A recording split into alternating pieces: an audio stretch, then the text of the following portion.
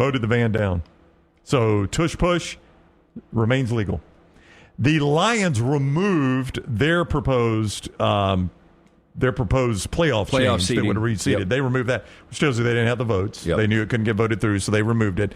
But the tush push, just breaking, has remained legal. In fact, this is What did they need, 24 or 32? I think they needed 2/3. Yeah, I think they needed 2/3. Do you have any idea how many they got? I don't. I'll see if I can. Well, I'm glad it got voted down. I'm here. glad that Detroit pulled that off again. I think these are knee-jerk situations. If you weren't listening yesterday, if you hadn't seen this number, only 0.28% of plays this year were tush-push plays. They needed 3/4 of a majority, which is 24 votes. Yep. They got 22. Oh, damn. So only missed by 2. Pretty crazy that they let it get to a vote not knowing they had the yeses. I would love to see the 10 no's. Well, you know Philadelphia is one. Yeah. And you know Green Buffalo. Green Bay's a yes. You think Buffalo's a no. I'm sure Miami was a yes, ban it, because we can't even run it with our quarterback. He'd die. Rams never won it, but Yeah. they're like, hey, we'll beat you other way. Yeah. So they probably voted no. Yeah, I'd like to. I will guarantee yes, they you didn't two of the 10 are Philadelphia and Buffalo. I guarantee you they For were fine sure. with it. Yeah. So the tush push remains legal in the NFL, and the Philadelphia Eagles actually celebrating it on social media, rubbing people's face in the fact that their play gets to remain. Hey, it can be bow time for you at lunch today. Our friends at Bojangles always got those great chicken tenders. You know what goes great with a chicken tender? Sweet and heat. Bojangles has 7 sauces that will add a little extra flavor to every single bite that you take. Nothing pairs better with the sauces than the hand-breaded tenders. So if you're looking for sweet, try honey mustard. Add some tang with barbecue. Or if you're looking for some heat, try creamy buffalo or peach honey pepper. If you want smooth and creamy, the house-made ranch, jalapeno ranch, classic Bo sauce, they're ready and waiting. So head to Bojangles and order some hand-breaded tenders with your favorite sauce today. It's Bo time. More of the next round after this. Take the next round anywhere you go with official Next Round gear. Buy yours today at nextround.store. Storm season is here. Make sure you have a plan of action in place right now. Greg from Pell City and Storm Restoration Roofing should be your first call when storms hit. Insurance companies love working with Storm Restoration Roofing because of Greg Nelson's name and reputation in the industry. When storms hit, call Greg Nelson. He's local, 205-542-3531. He's the home of the free no-cost roof inspection. Greg from Pell City on Facebook, 205-542-3531. It's Storm Restoration Roofing. Hey friends, if you're looking to expand your business and inform the Next Round audience about your exciting brand, contact us at sales@nextroundlive.com to be part of the team and advertise your product to hundreds of thousands of potential consumers on our ever-expanding platform. Let the Next Round help take your business to the next level. Get more information by emailing us at sales@nextroundlive.com, and one of our team members will work with you to build a plan to take your business to the next level with the Next Round. Since you listened to my last message so well and got rid of those cargo shorts and stained t-shirts, it's time to replace them with Rhoback. Go to Rhoback.com and click on the Refresh collection to find all that you need for an EG-approved wardrobe. It includes pieces that will have you ready to hit the golf course after a busy day of meetings, or comfy favorites for travel and working from home. Get 20% off using code TNR20. See, I'm saving you some money. Hey, for all of your IT and printing needs, reach out to our friends at Xerox Business Solutions. Look, I'm still one of those old school guys. I print my notes every single day for the show. If you watch the show here on the Next Round, you see all the notes in front of me. From day one, Xerox Business Solutions, they've been with us here at the Next Round. Local for over 45 years. For all of your IT and printing needs, visit XeroxBusinessSolutions.com or call 205-969-3000. That's 205-969-3000. It's bow time. Tired of choosing between sweet and savory? Why not have both? Introducing Bojangles' new chicken and bowberry waffles. The bold Cajun chicken filet you love, now drizzled with a bowberry honey glaze and sandwiched between 2 warm waffles. Which means your favorite meal of the day just met your new favorite dish. And lucky for you, it's served all day. But it's only here for a limited time, so try chicken and bowberry waffles at Bojangles today. It's bow time. Want more of the show? Download the app or visit nextroundlive.com for the latest podcast, The Mystery Fifth Hour, our Not For All Ages podcast, The Last Call, and the entire Double Down Media podcast family. All at nextroundlive.com and on the Next Round app. Do you need some refreshed college wear to represent your team this year? Shop Rhoback's Game Day collection that includes both Alabama and Auburn. From quarter zips to hoodies, Roback has it all. Get 20% off on us using code TNR20 at roback.com. Everything Next Round is on demand now in the podcast section at nextroundlive.com. Jim Dunaway, Lance Taylor, Ryan Brown, live from the Birmingham Racecourse Casino Studios. The Next Round, presented by Bud Light, is on now. All right, we got another day of the Next Round. Welcome in. I'm Ryan Brown. He is Lance Taylor. Dunaway back with us Tuesday. Tim Melton hitting the keys. The black and whites, as they say in the band. I don't think they say that anymore, do they? Playing the black and whites? I don't think so. I think that one has been a little bit dated by this point. Wow, okay. He's got his Jason Voorhees shirt. I've never seen this new likeness you talk about of Jason Voorhees. It's awful. Looks like he has... What was it, like an amped up modern hockey mask? It looks This like... is what you pull it when you get settled in. Yeah, it we looks finally rough. got to see It it. looks rough. Tyler Johns back there punching the buttons, making us look as good as he possibly can. Scott Forrester out this week. His daughter graduated high school. He'll be back with us Tuesday as well. Taylor Corn on social media, at Next Round Live. Make sure you followed us there, at Next Round Live. Emily Grace McWhorter, our SEC reporter, hanging out as well. We got a lot to get to today on the show, a ton of college football. But I don't think we can start anywhere, whether you're an NBA fan or not. I don't see how you avoided knowing what happened here. We were at Odie's watching it happen live. One of the biggest meltdowns I have ever witnessed in sports. And we'll ask the question, is the biggest you've seen? We'll discuss that as we go. But let's first talk about the game. 138-135, Indiana wins in overtime. Lance overcoming a double-digit fourth-quarter lead and a near double-digit last-minute lead. It's almost impossible to win that game. Yeah, look, this is the old-school Pacers-Knicks that we hope we would get, No and especially doubt. the way this thing turned out. But just to set the stage, we were at Odie's last night, and there's 20 teams that are involved in Odie's Team Trivia. And we actually had a group of accountants. They came up and they were like, man, it has gotten really crazy and chaotic over the last couple of weeks. And I'm like, well, because people are out of school now. That's right, yeah. So there's a It's little bigger bit more of a crowds. crowd. That's right. So More fun that way, by the Oh, way. yeah, it's awesome. So, 20 teams, I don't know, 150 people there. So there's a lot of people. But when we get in the middle of one of these rounds, the way it works, Melton, I know you've never been out to support us. I have, actually. Much like Peter Burns, I am a part of your life, and maybe you should remember that. That already got brought up from him this morning. Yeah. And I really don't remember that Burns was in studio. I could have been out that day. I'm a big fan. You're actually very good at it, but not anymore. Okay. Well, it's been a while. And you would be the largest guy there, so it would be like you would stand out. We would know. Him and Zach. Zach's pretty big Zach. But, yeah, that's true. Y'all would be the centers on our team. So 20 teams there in the way, so we asked the 3 questions. The questions get re-asked. Have you ever noticed how Lance just can't point out that you've missed it? Like, you don't come out to support us, you loser. We do the 3 questions, repeat the 3 questions, and then Brown plays a song. And so you've got the one song, the duration of that, to turn your answers in. Well, from asking the questions, playing the song, getting everything graded, full round takes, 10 minutes. Is that fair? Yeah. So maybe. within 10 minutes of action, the Pacers, and I'm doing everything I can to keep up with the game and this because we're trying to interact with the crowd too, so it's a little difficult. And I did get called out for not paying attention That is last true, night yes. because I was in the middle of trying to watch this game. That's somebody that doesn't do a show with you every day. Pacers are down 3. I look up, they're down 18.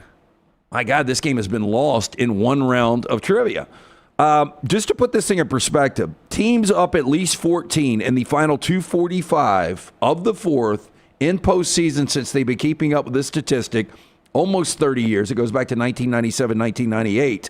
994 teams have been up at least 14 with the final 245 in the fourth quarter in the postseason. What do you think the record of the 994 are? I've seen it because there are like 3 or 4 different statistics you can go with, and they are all and they're all big numbers. So it's 0 and 994. I love this. I told Brown on the way home from trivia last night, this just makes my day. I know Knicks fans have only celebrated they've only had one championship in the last 56 years, 55 I don't know years. that I know a real Knicks fan. I mean, I don't know. He's not. He's not. I bet he hadn't even watched one of these games. Yeah.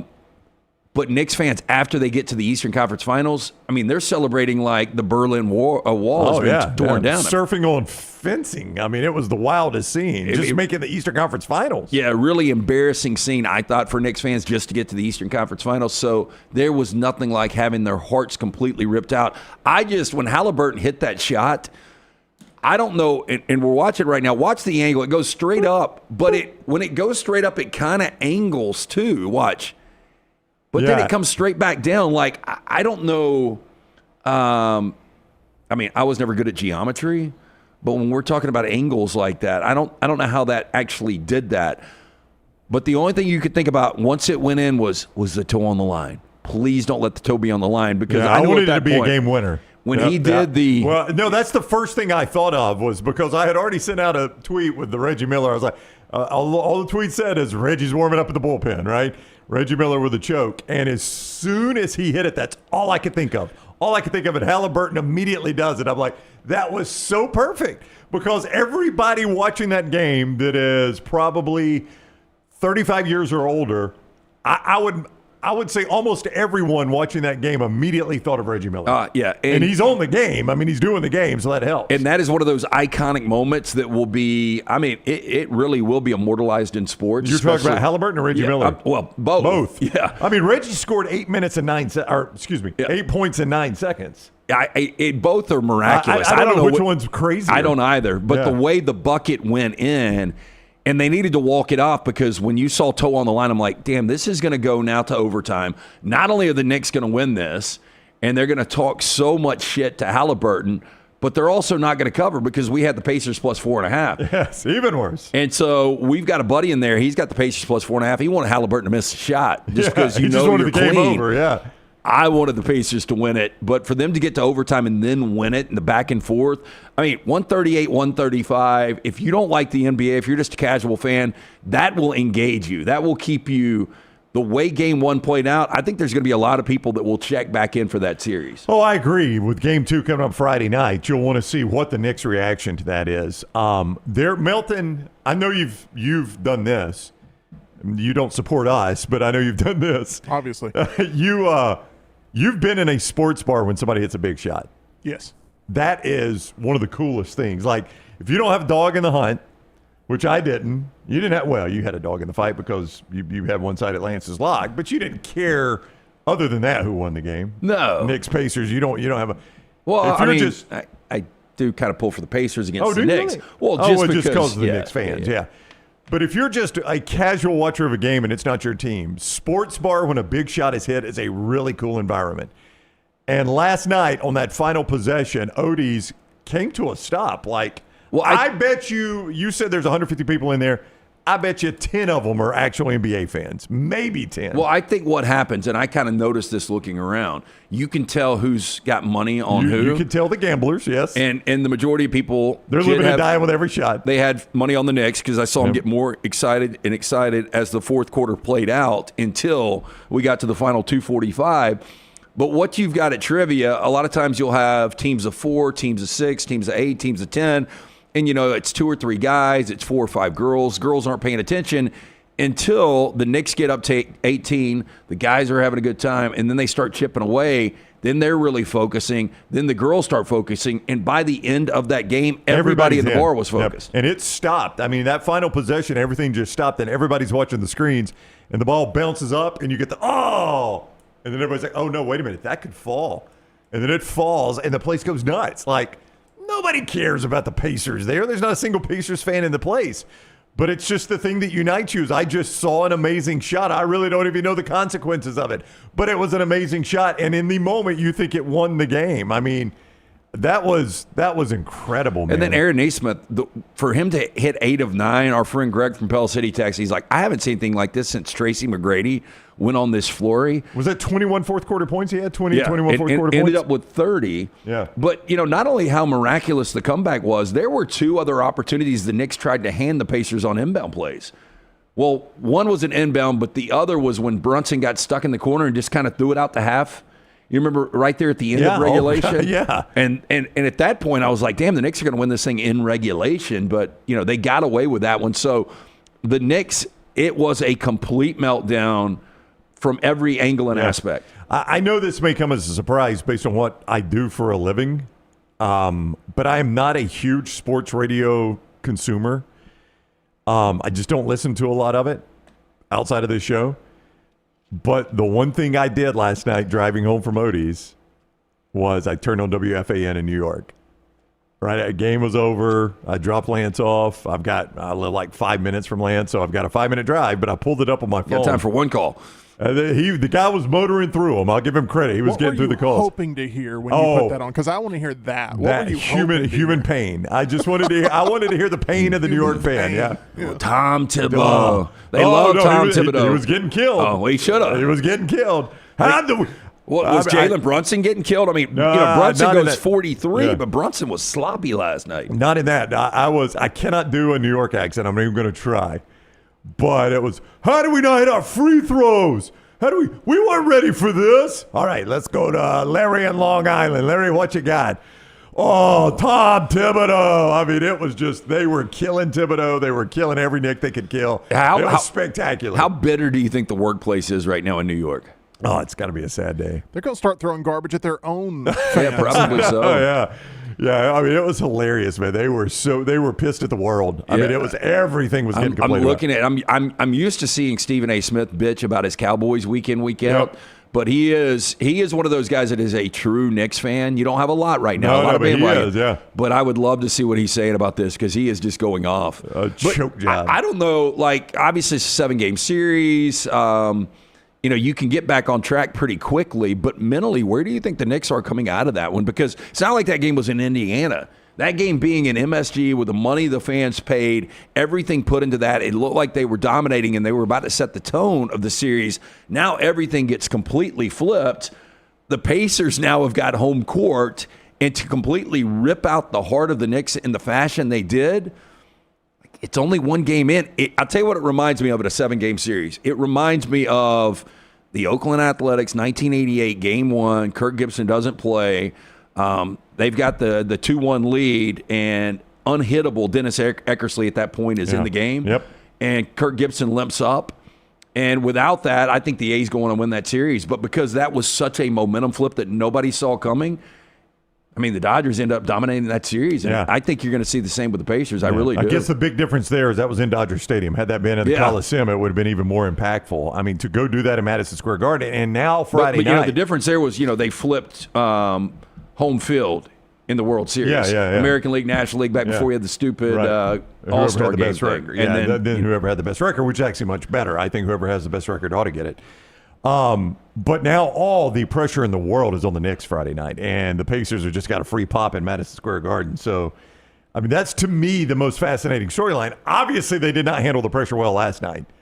As soon as it started to crumble, they crumbled. So you just wonder how they handle the pressure of, I mean, you almost have to call that a must-win. I hate to do that in a game, too. No, that feels like an overreaction, but I think it is. It is a must-win, and I don't know who you can rely on. Like Jalen Brunson, yes. But if Jalen Brunson gets off to a slow start, I think it's going to be a lot of Knicks watching Brunson. Like Karl Anthony Towns, really good last night. I mentioned, going into it, I think he was averaging 30 and 12 in the 3-game regular season series between the Knicks and the Pacers. He goes 35 and 12 last night, so he was really good. But I wouldn't trust Karl Anthony Towns to take over a must-win postseason game. This is going to be all Jalen Brunson. If he struggles for whatever reason, I'm fascinated to see. Yep. Like you said the other day before the conference finals started up, you were more interested in the East just because of the nostalgia? Yeah, just because of the nostalgia of the 80s and 90s. 94, it was the 94 Eastern Conference Finals, right? Was it 94? Yeah. Yeah, it was 94 when Reggie scored 8 points in 9 seconds and created the choke. I mean, did the choke sign to the Knicks. That was what I was hoping for, and I got it in Game 1. I didn't have to wait deep in the series. Well, I said I was more excited about the Thunder and the T-Wolves. The Thunder absolutely dominate Game 1, and now I'm all in more on the Eastern Conference Finals. Yeah, well, Thunder T-Wolves tonight. Thunder a 7.5-point favorite, to your point there, up 1-0, 7:30 ESPN. I mean, it's even hard to talk about that series after what we saw last night. It feels like the secondary series. I know it's important because the Thunder are probably the best team left in this, but that feels like the secondary series. Yeah, we've got roughly, I'll say, 15, 16, 17 games to go in the NBA season when these series play out, and then we get to the NBA Finals. But, I mean, this is what you want from the NBA Finals, right? And you still might get that with whoever plays the Pacers or Knicks, whether it's the T-Wolves or the Thunder. But, like, can you imagine if this was your NBA Finals starting it off like that? Oh, that would be incredible. It would be incredible. To answer your question a little bit more, Melton, the host, I don't know who the host was on WFAN last night, but he was telling all the callers, guys, settle down. We dominated this game. We're the better team. We're the better team. You know what we heard this from? What? When the Knicks beat the Celtics. The Celtics were like, okay, we shot 15 of 60, and we lose the game by 1. We shoot 15 of 45, we lose the game by 3. We're down 0-2, but we're still going to win this series. And I believe that with the Celtics. Yeah. I don't know if the Knicks are the better team. The guy on WFAN last night thought they were. I'll tell you, the piece of media going around that I'm absolutely intoxicated by is the Inside the NBA crew. They were being filmed on a cell phone camera, reacting to the shot. It's going around. It is so good. These guys are pretty much numb to basketball at this point. Oh, yeah. And they were just losing their minds up in the rafters getting ready to do the postgame. It was incredible video. Yeah. So you should check that out. Okay. Thank you for telling me Well, that. I'm sure, Ernie Johnson looked like he was white as a ghost. He could not believe that shot went in. Well, behind the scenes, Shaq and Chuck, that they relished this, watching Knicks celebrate like they had won a championship, and just to get to the Eastern Conference Finals and to have your heart ripped out like that. I really can't remember a situation like that. And I know we're always in the moment and that kind of thing, and we've seen big meltdowns before. But this is the biggest meltdown since 2 o'clock yesterday on the meltdown itself.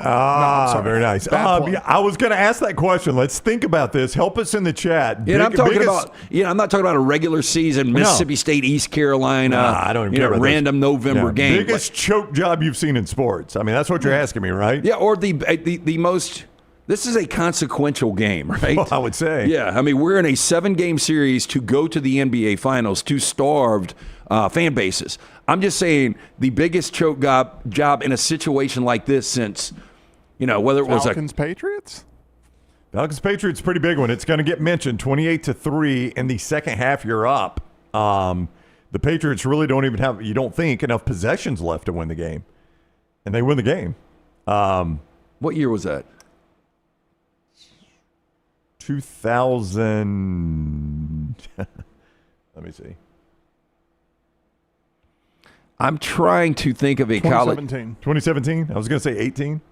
Trying to think of a college football game last year. Last year? There's got to be examples, right? Well, in college football, I mean, one that's gotten mentioned, and it's absolutely worthy of this discussion in the chat room. The comeback? Is the comeback. I mean, that was a huge choke by Alabama. Well, yeah, I mean, based on the fact that... Oh, yeah, Rod's right. And this was not a consequential game, but Miami, Georgia Tech. That's his pick of meltdown. Yeah. Not a consequential game, but all you got to do is take a knee. But you end up losing the game. Yeah, and I really don't remember the circumstances that led up to that. I just remember they didn't take a knee, they fumbled it away, and then there's a busted play, and they lose the game, and everybody's just, like, shocked. This was kind of a slow bleed. I know it was only the final 2:45. Yeah. But just watching the way that thing played out, I can't think of another one. We've got some in the chat room. You mentioned the lock and the consequential nature of that game for the lock last night, presented each day by Hemp Hill Services. Yeah, nice winning day yesterday. Lance'sLock.com. Jump on board, win with us. We will have Game 2 of the Western Conference Finals up and available along with some Major League Baseball action. It is always brought to you by our friends at Hemp Hill Services. Right now, $1,000 off all HVAC systems plus 0% financing. Call 205-229-2090. Hard to stop a train. Adam, Chad, Andrew, the guys there. Tell them the next round sent you. Trust the name Birmingham has trusted since 1954 for all of your plumbing, heating, and cooling issues. For more information, hemphillservices.com. Also, Way to Wellness. That is who helped Dunaway drop weight and get healthier. And I know right there in the title is Way to Wellness. It's not just about dropping weight. It's about getting your body numbers-wise back where it should be, the blood pressure numbers and things like that. Way to Wellness can help you. It is a personalized plan that works for you, medically supervised weight loss with meal replacements, board-certified medical professionals, And the great thing for you is there's no contract. There is no sign-up fee. Your first consultation is absolutely free. aplanforme.com is the website. aplanforme.com.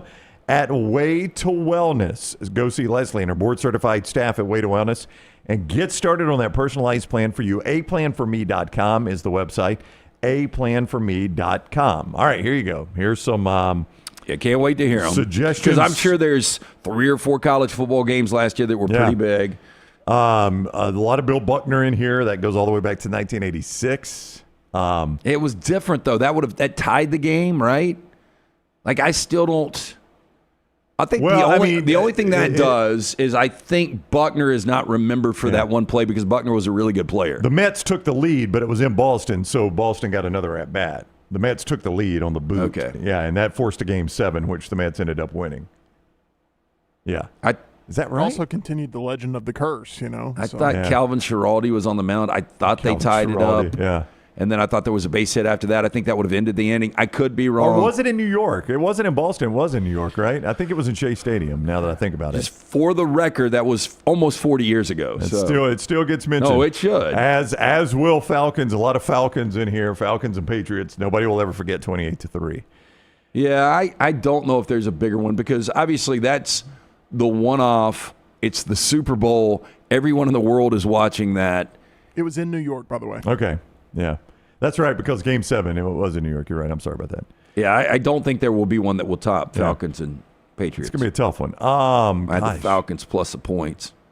Goes to overtime, and they score a touchdown. I mean, that was impossible. It was an impossible game to lose. We know Matt Ryan's answer to this question.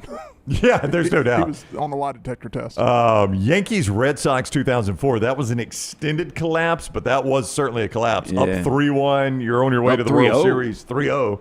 On your way to the World Series and against your bitter rival. Yeah, can't even close out the. All he needs one. Yeah, you got 4 chances. One. We'll win one game. Nick, Georgia in the national championship game against Alabama.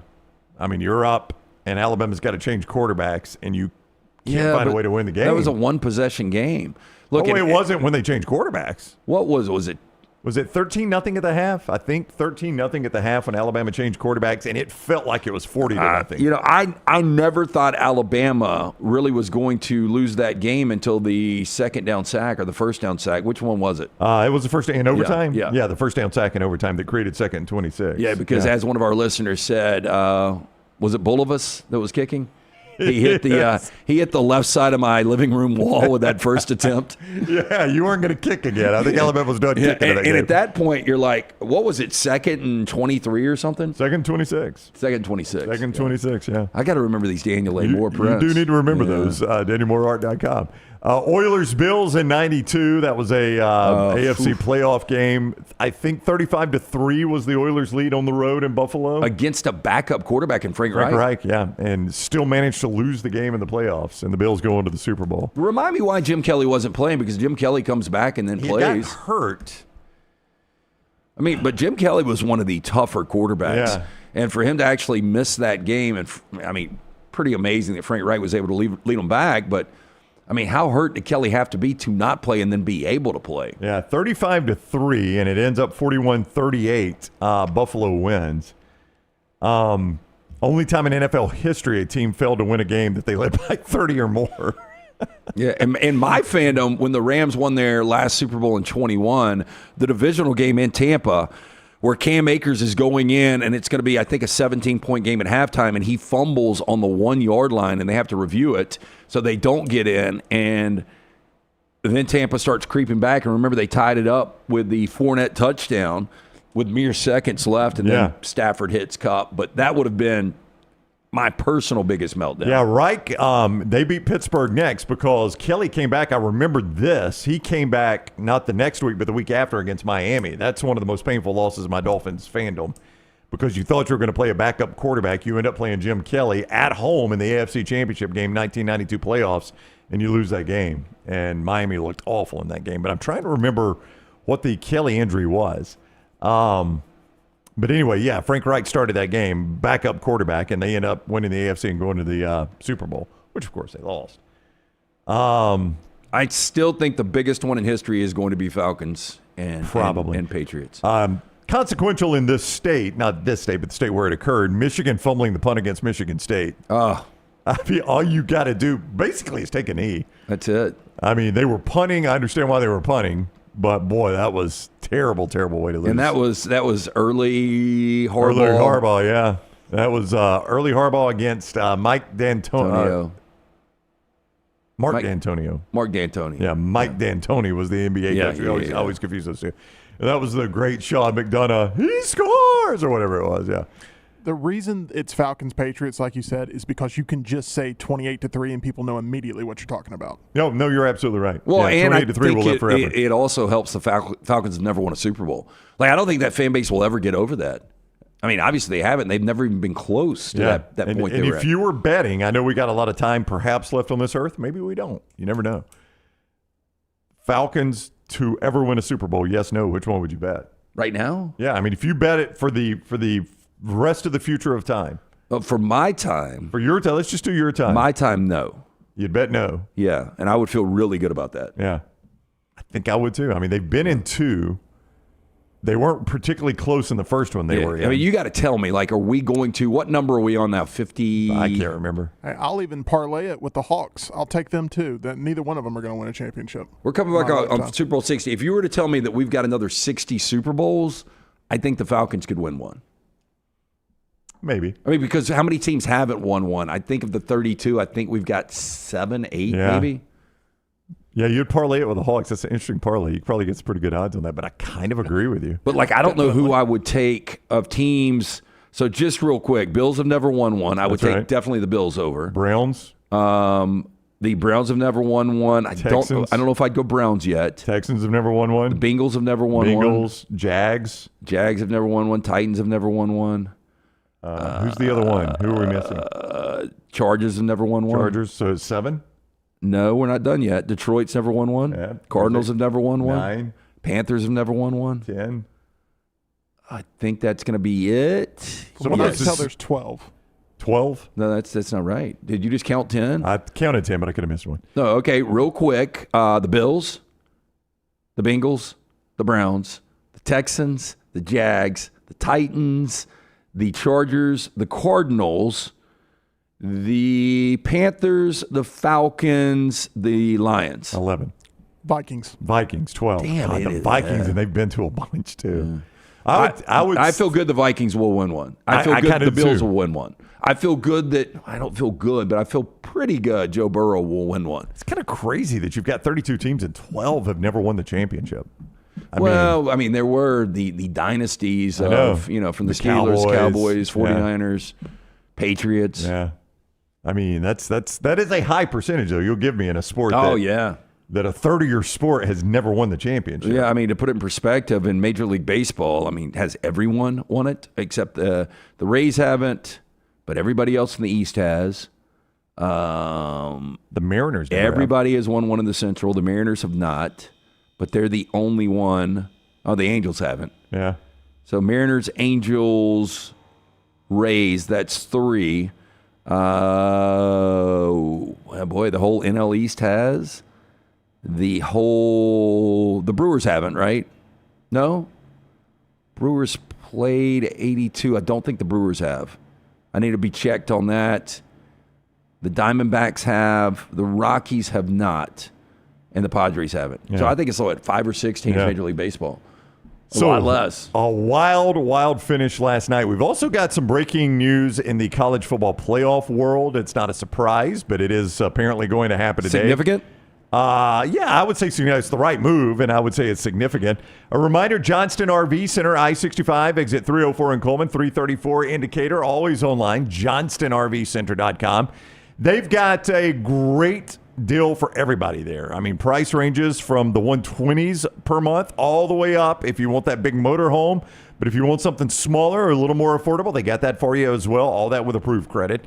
And they're going to make sure you're covered with that lifetime warranty on anything that is new or qualifying pre-owned from RV Warranty Forever. You can find them online at johnstonrvcenter.com, johnstonrvcenter.com, and I-65 exit 304 in Coleman, 334 in Decatur. I heard the question last night, but give Melton and Tyler the question last night from Odie's. Okay, here we go. What came first, Captain D's or Will Smith? Was Captain D's the great little seafood place? Is that what they used to call it? I remember my or was that Long John Silver's? My ex-wife's There's grandfather. rumors that Long John Silver's is actually a money laundering front. Okay. I think they did a pretty good business in the 70s, 80s, but Captain D's, I think people referred to it as the fish house back in the day. Oh, did they? I would like to. We need a break. I would like to after the break. Tyler, can you give us a synopsis of that urban legend there, please? Because I am fascinated by that. I've never heard it. All right, I'll go through it. Okay, but anyway, the question was which came first? Probably Gus Fring because he was running a chicken joint. Chicken joint, right? So the question was which came first, Will Smith or Captain D's? My guess is going to be Will Smith came first. Jeeves? I'm gonna go with Captain D's came first, but under a different name. Oh, interesting. Okay, let me ask you this. As a Grubhub guy, have you ever delivered Captain D's? I have, and no.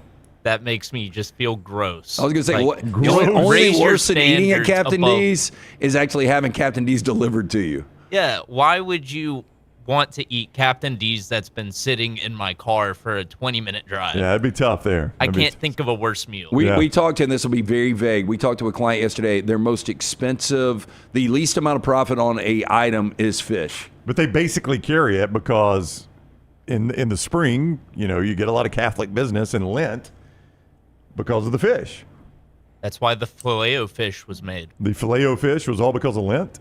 Yeah. Okay. So they could, it market does seem like the Catholics. Filet-O-Fish, the cheese is oranger on the Filet-O-Fish, at least in the commercials. Why are we I've never adding had a note to this? Filet-O-Fish. Are we just going with Filet-O? I noticed that too. It's a filet of fish. It's a Filet-O-Fish. Is it a filet? But nobody fish? says it that way. Well, and Malton, I don't know if you can find the Filet-O. pictures, but the cheese is oranger.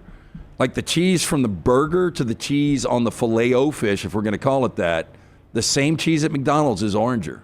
At least it looks that way in the commercial. That's fair. So Will Smith, born 1968.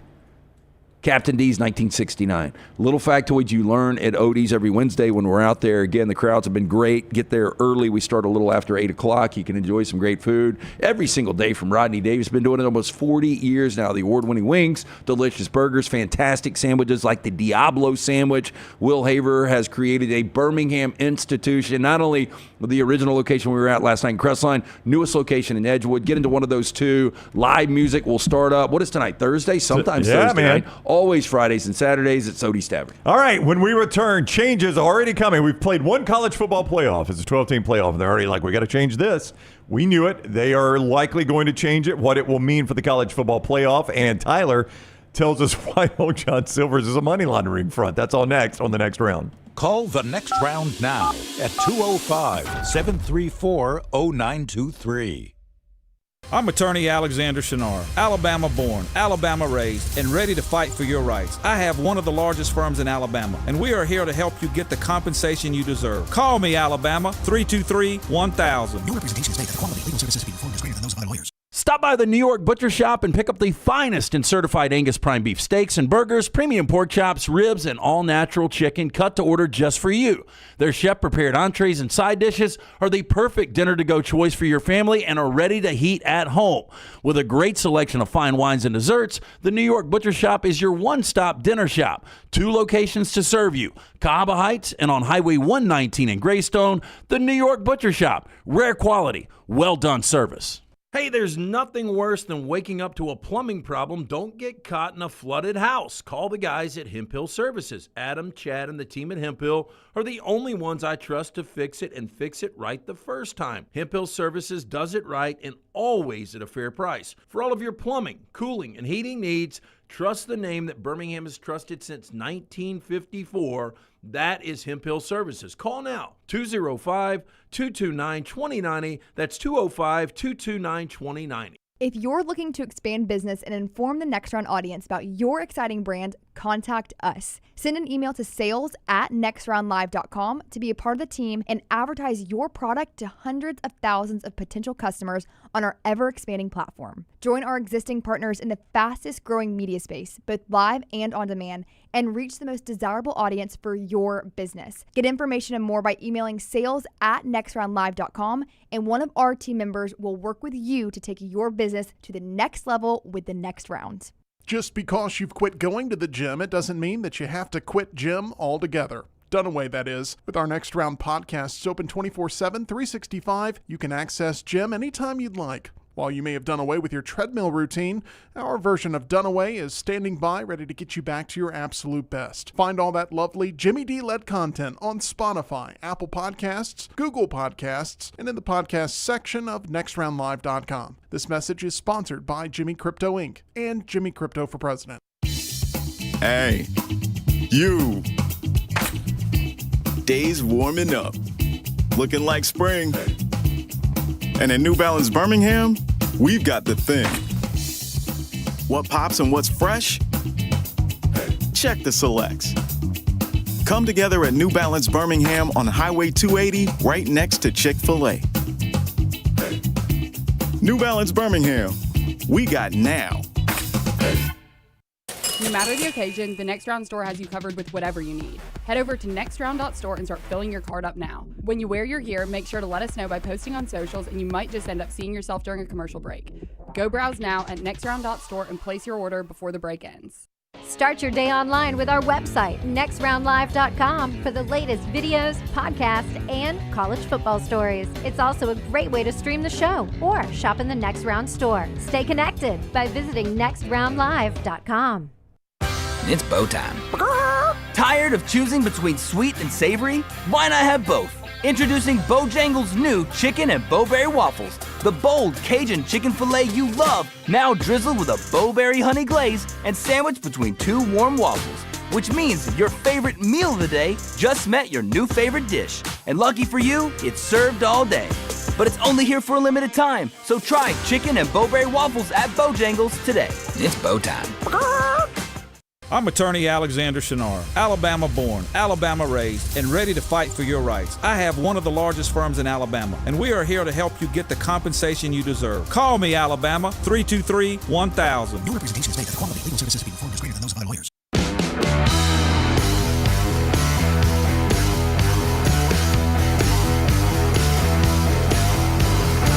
As always, we thank you for joining us on the Next Round, however you do it. If you're watching us on any of our video platforms, if it is YouTube, please give us a thumbs up. That helps us a ton. And make sure you've subscribed to our YouTube channel and set your alerts so you know when we're live. That helps you and helps us too.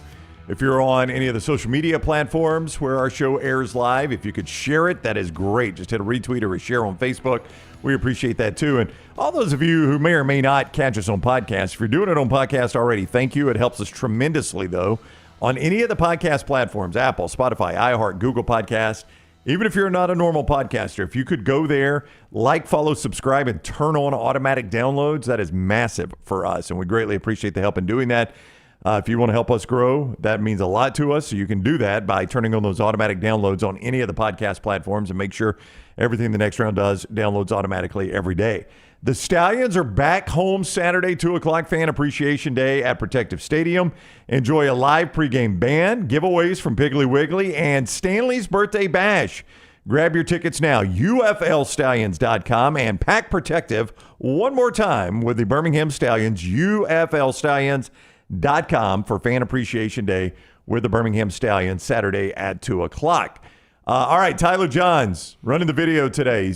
There's a story that Long John Silver's is a criminal enterprise. Yeah, real quick, I got a text from a buddy. I ate Captain D's in front of Western Hill Mall every Thursday with my family because kids ate free back in the day. I grew up on cracklins and hush puppies. You know what? I don't remember kids eating free there. I don't either. That's a boy. There's some like Greg from Pell City. He could break a joint if his kids ate free. Yeah. After church on Sunday in Anniston, Alabama, the Captain D's top of the river was packed. There's going to be a common thread here, by the way. Top of the river, fried catfish, packed. Top of the river's good. You like Top of the River, Tyler? It's one of my favorite restaurants. Really? I love it. You've had it too? Oh, yeah. Y'all have been over to Anniston and had Top of the River? To Top of the River. Been to multiple locations at Top of the River. Well, there's only two, I think, Anniston and Gadsden. I've been to the Anniston location multiple times. And you like Top of the River? Oh yeah, the jalapeno cornbread. It's very good, delicious. isn't it? No, that sounds good. But I would assume you've got to like fish if you like Top of the River. They've got other options, but you're going to want to get the fried catfish. How about this, Tyler and Tim? The owners of that restaurant, Tom and Carolyn Coleman, were my next door neighbors growing up. We lived next door to the owners of that. We went all the time when I was a kid. Can you call them up and tell them we're big fans? I'll be happy to. I'm sure they would love to know that two guys from Birmingham have gone all the way to Anniston I'll for tell Top of the you, River. we don't have a fish house on. Top of the River. My buddy Shannon Robertson, Goon, Sachs High School graduate, runs the Top of the River Enterprise. His nickname was Goon? Goon, yeah. So you Did he just parking lot fight all the time? No, Shannon, he's a big athlete. No. Goon. Yeah. You play hockey? We did not have a hockey team at Sachs. Wow. This is the closest I've ever felt to royalty. What? That I live next door to the owners of Top of the River? Top of the River connection. I mean, we talk about Top of the River back here all the time. We love it. I don't think I've ever even heard of Top of the River. Oh, Top of the River's fantastic. It's great. Massive. Got to go with the whole catfish. Okay, so would you go with the Modest Pizza or Top of the River? Modest Pizza, but shout out to the Coleman family, my former next door neighbors. Are they both top five as far as like all time or just? I'm just talking about in Calhoun County. Calhoun County, oh, absolutely. Modest and Top of the River, top five in Calhoun County with the Rocket, which is in Jacksonville. Yeah. Great burger. You've had that too? No. I was just. I was actually looking at the chat with the Gunnersville Top of the River is my premium location. Did Melton and Tyler have side pieces in Calhoun County? What were y'all doing spending that much time there? We don't share company secrets back here. My grandparents love Top of the River. Yeah, a lot of old people do. Yeah. Wait, so Tyler, would they make the drive from Birmingham? Hey, we're going to load up and we're going to drive an hour to go to Top of the River? Well, they live closer to like Talladega, so it's not as far for them. Okay. Yeah. Yeah, but we used to go all the time. Again, my next door neighbors owned the joint, so we were in there all the time. Okay, this is going to show my geography skills off. But is Pops in Heflin still part of Calhoun County? Pops Charburgers, I believe it is closed, but that is. I know it that's is. also in Cleveland County. Oh, okay. Yeah, it's Cleveland County. That was a good milkshake and burger. Yeah, back Pops Charburgers on the way to Atlanta. You could grab you a milkshake and nurse that thing all the way to Georgia. I want to see if you agree with this, Brown. Any restaurant parking lot that has signs of where the additional parking lot is a good restaurant. That's right. It means you're going to be crowded. There's no doubt. Yeah. No, I would agree with you. That's a good sign that it's crowded. There's no doubt. I would agree with you. And there's probably a reason it's crowded, right? Pictures on menu, not good. I agree. I agree to the most part for that. Yeah, I mean there is a Waffle House got pictures. Well, yeah, a lot of Mexican. That's kind of a standard. There is a one Mexican joint that the pictures look nothing like the food. But the food's good. Yeah, that's generally the problem. The pictures look nothing like the food. All right, so I was going to say lines at Top of the River and Captain D's, two biggest lines in Anniston when I was growing up after church on Sunday. But Long John Silver's, there is still one in Anniston. On South Quintard. So Tyler, the only place I knew in Anniston that was laundering money was the old strip club. What was it called? The Platinum Club. Yeah, they found $1 million. Only because they found $1 million cash in the guy's bedroom. 30 years ago. I mean, what is today's? I think it was $500,000, but still. They had a killer 25-cent hot dog night there, though. At the Platinum Club. Oh yeah. All right, Tyler. Long John Silver's. All right, so this theory basically is supported by the fact that nobody goes to Long John Silver's, and it's consistently rated the worst fast food restaurant in America. But they stay open? They close a lot of restaurants, but in the beginning, this guy named Jim Patterson started it in Lexington, Kentucky. And much like today, they weren't busy there, but the restaurants just continued to expand. And this is happening at the same time where the Cornbread Mafia, a local bootlegging group, switched from alcohol to marijuana, and they needed a new way to launder their money. And now you see all these Long John Silver's popping up, but they're not popular. And this continued up through the 90s until the Yum Brands company bought them. Oh, Yum bought Top of the River? Bought the Long John. I'm sure Top of the River would love that. But Yum bought Long John Silver's? Yes, they did. Oh, okay. So they own KFC and Pizza Hut and Taco Bell too. I believe, right? Well, that's the problem. Taco Bell and Long John Silver's decided we're going to share some space. That's true. It's an awful marriage. Yeah, that's awful true. Marriage. Yeah, I've never really And understood you that can combo. get gas here. Oh, Scott has told me that Long John Silver's in Anniston closed, Tyler, in the chat room. So, R.I.P. Pour one out for Long John Silver's in Anniston. We were done laundering money in Calhoun County, Tyler. Probably not. Okay, so I just came across this list. This is pretty fascinating. We might be able to do a whole show on this. The top 50 fast food brands according to popularity in the United States. Do you think Captain D's makes a list? No. Do you think Long John Silver's makes a list? No. Long John Silver's 37th. Wow, how about that? Do you want me to tell you a couple of the brands that are behind Long John Silver's? So these lost to Long John Silver's. All right behind Long John Silver's, In-N-Out Burger. Oh, wow. That's a shot at the Californians. I mean, it really is. Yeah. Wingstop. I've never had Wingstop. It's my okay. girl Maddie. It's okay? My girl Maddie loves She it. loves Wingstop? She does. Is it a big California thing? Yeah, it's bigger Okay. in California. 41, Orange Julius. Boy, it has been forever since I've had Orange Julius in a mall. 43rd, Culver's. People are sleeping on Culver's. Culver's is far No, better it's than Long blowing John up, Silver's. though. This is the first time it's cracked the top 50. Well, so. again, Culver's was primarily Midwest, Wisconsin, Indiana, and they are just now expanding, growing in the state of Alabama. And another, I'll tip you off, another popular location of Culver's coming very soon. So I think Culver's in is Alabama. going up. This one's coming down. 44 is Quiznos. I used to like Quiznos. There was a Quiznos near Jocks, and I used to go there for lunch back in the day. I thought it was very good. I'll tell you what I loved is they had Weird commercials. Yeah, kind of. They had a huge jug of honey mustard you could pump out. Yeah. And That's I mean, a lot of honey boy, mustard. I man. would drown sandwiches in honey mustard. 45 Raising Cane's. I think they're ascending. You know, I've never eaten at one. I've eaten at Cane's. The chicken finger battles are fascinating to me because I think a lot of them taste a lot alike. But boy, people from Louisiana will fight you over Raising Cane's, and people I think from it's Georgia. more of a battle over sauces. Is it? Well, they'll say chicken fingers, but everybody just dunks it in the sauce. That's true. Yeah, I think there's.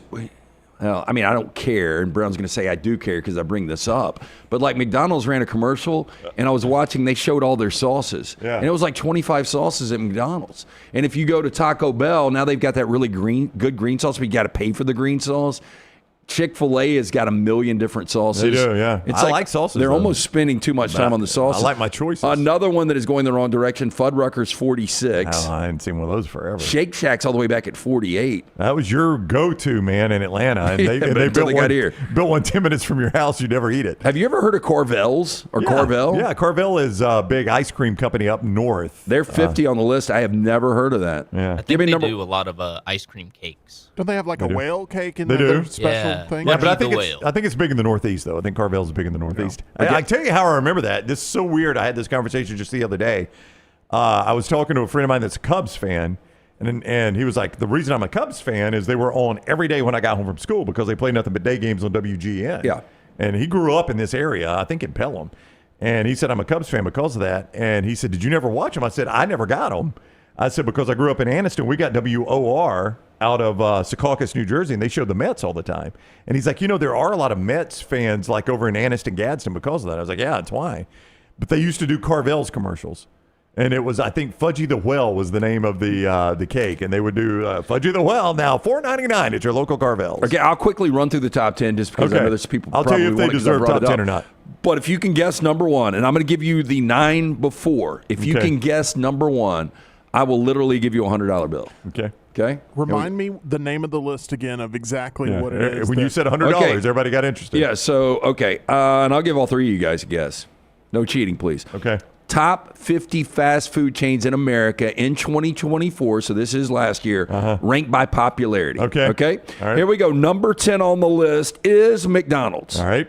That's not a surprise in the top 10, right? Nope. It seems like they're crowded all over the place. I've only known of one that has gone out of business. Okay. Number 9, Dunkin' Donuts. All right. Any surprise there? Not a ton, no. A lot of Dunkins out there. Number 8, Subway. No? Ton of those. Number 7, KFC. I mean, there's a lot of them. People like fried chicken. In the KFC family, the Yum brand, Taco Bell is number 6. I was considering that for my number one pick, so I'm glad you said it. Number 5 is Krispy Kreme. Okay. Number 4, Cinnabon. Oh, those smell so good in the mall. Number 3, Wendy's. Do you like Wendy's? I used to love Wendy's. I think we've talked about it before. Why do you bring this I up? was doing the Wendy's nuts joke. Oh. Like Wendy's nuts. Okay. Yeah. I had a great joke last night at trivia, by the way. Yeah, he did. Yeah. Probably not appropriate for the show. Maybe not. Number 2, Dairy Queen. And the number 1, based on popularity in the United States, I mean, fast the food. obvious answer is Chick-fil-A, but Starbucks. I don't think Lance would give us $100 for Chick-fil-A. You say Starbucks, Tyler? If this is just America, then yeah. Tim? See, Starbucks was going to probably be my guess as well, so I have to think really quickly about what it could possibly be. I feel like it's going to be somewhat surprising because the $100 wouldn't be on the line if it wasn't something a little bit. That's what I'm saying, because I would say Chick-fil-A is your answer. Okay, well, I'm locking Tyler in, and I'm locking you guys in on your answer. Is that fair? Starbucks is 36th. Okay. I'm going to go with Chipotle as number one. Chipotle is 24th. Okay. Chick-fil-A on this list is number 16. Okay. Daniel guesses Panda Express. Panda Express on this list is number Panera Bread. Panda Express is definitely on the list because I just saw it. Yeah. Little Caesars is on the list, by the way. Little Caesars. Panda Express is... You don't have to worry about that. 32nd. What's It's number one? between Firehouse Subs and Jimmy John's. Ooh. Number one on this list, this is a joke, Baskin-Robbins. Oh, Michael said that, Baskin-Robbins. Oh, did he really? Yeah, I used to go to again, in Anniston, used to go to Baskin-Robbins all the time. Well, I haven't been to Baskin-Robbins in forever. Yeah, I didn't even know they existed. It says here, taking the top spot this year, Baskin-Robbins Ice Cream Shop, known for an array of flavors, also considered among the best fast food chains in America for a while. So it's no surprise it takes home the number one prize this year. A whopping 75% of respondents viewed the brand favorably in the latest survey. If you can only get 3 of 4 to say that, yeah, it's good, one said it sucks, and you're number one, that's a numbers how polarizing is this list? It's a numbers game. By the way, Twin Peaks on this list one day, all right? They'll be rising. That's not fast food. No, Twin Peaks not fast it's food. a place you can settle in. Right. You can watch Game 2 Western Conference Finals tonight. You can enjoy some of the great food and, of course, the delicious 29-degree drafts right there at Twin Peaks. Finals going on, tipping off at Twin Peaks. Watch the game, wall-to-wall scenic views, a round of those 29-degree drafts for you and your crew. Find out who's going to represent the East and the West in the finals. And remember happy hour. No one does happy hour like Twin Peaks. Whatever your preference, they've got everything from tequila cocktails, extensive bourbon category, top shelf spirits cocktails served over the ice balls. You guys remember when I brought up the Godzilla ice ball? I do. I had and I haven't remembered my dreams in months, and I was really concerned about this. The Godzilla dream I had last night, and it was one of those that kept recurring. So Godzilla kept striking the city, and it was really bad. That is really bad. Like the destruction and death, and we were all like running from it and having to hide. And if you put sand on your skin, he couldn't sense you. Is this weird? That is a bit of a weird Was it dream. happening in Birmingham? In your dream? It was happening in Birmingham, yeah. Wow. Yep. Sure was. No, it wasn't. Nope. It was in the Northeast, which was weird. Okay, because good. Godzilla came from the Atlantic Ocean, which doesn't make any sense, right? That doesn't make any sense. It was New York City. Yeah. Took a detour. But I'm telling you, I was terrified in my dream. I remember getting up to go to the bathroom, going back to sleep. If you're always terrified looking again. for him from the Pacific Ocean, the only way he could sneak attacks from the Atlantic. So their ice balls are actually ice balls. They're not Godzilla.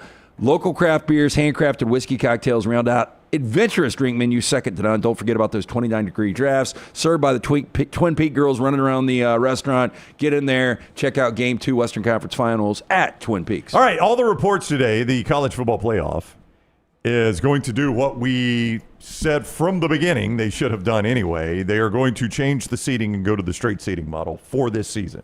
This is going to be enacted this season. So in other words, what you would have thought would have been the reasonable idea to begin with is when the committee ranks 1 through 4, that's going to be your top 4 seeds. No longer will conference champions, the top 4 conference champions, be guaranteed a top 4 seed. Now, the way they got everybody to agree to this, and this does seem fair to me, is they're still going to reward the top 4 conference champions with the $8 million. That was the thing that was kind of beneficial, is those top 4 seeds got that $8 million payout, right?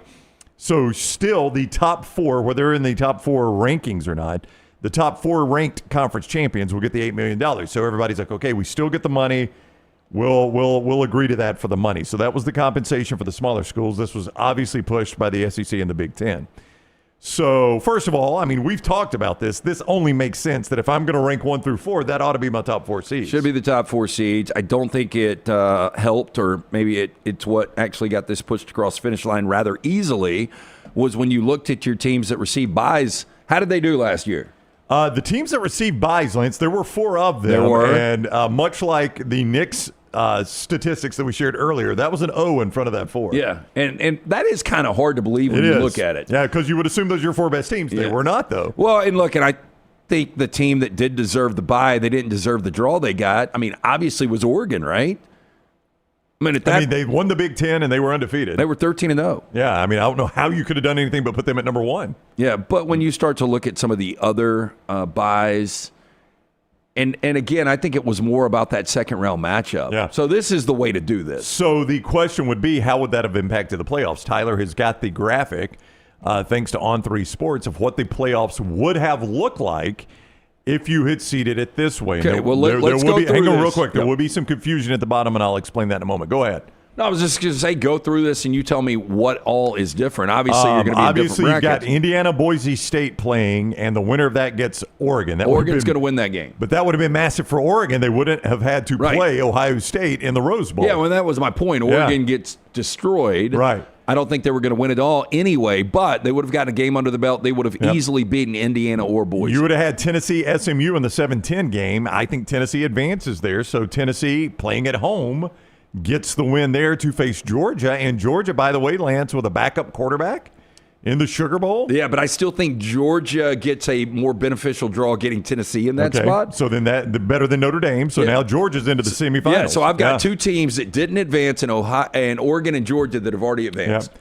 All right, now down on the bottom bracket, it is a more interesting game in the 5-12 because you got Notre Dame Clemson. And let me call a quick timeout because people will be like, wait a minute, Clemson wasn't 12th. How did they get in? There's conference championships still get you in this thing. It just doesn't guarantee you a top 4. So the conference champions are in. That's why Clemson will be in.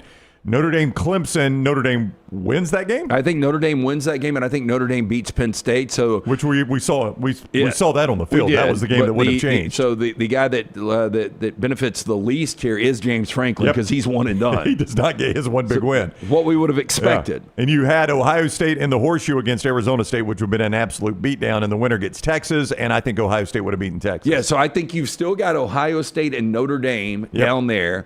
But I think you've got Oregon and Georgia up top. It would have changed. So you've got Georgia versus Ohio State. I think Ohio State wins that game.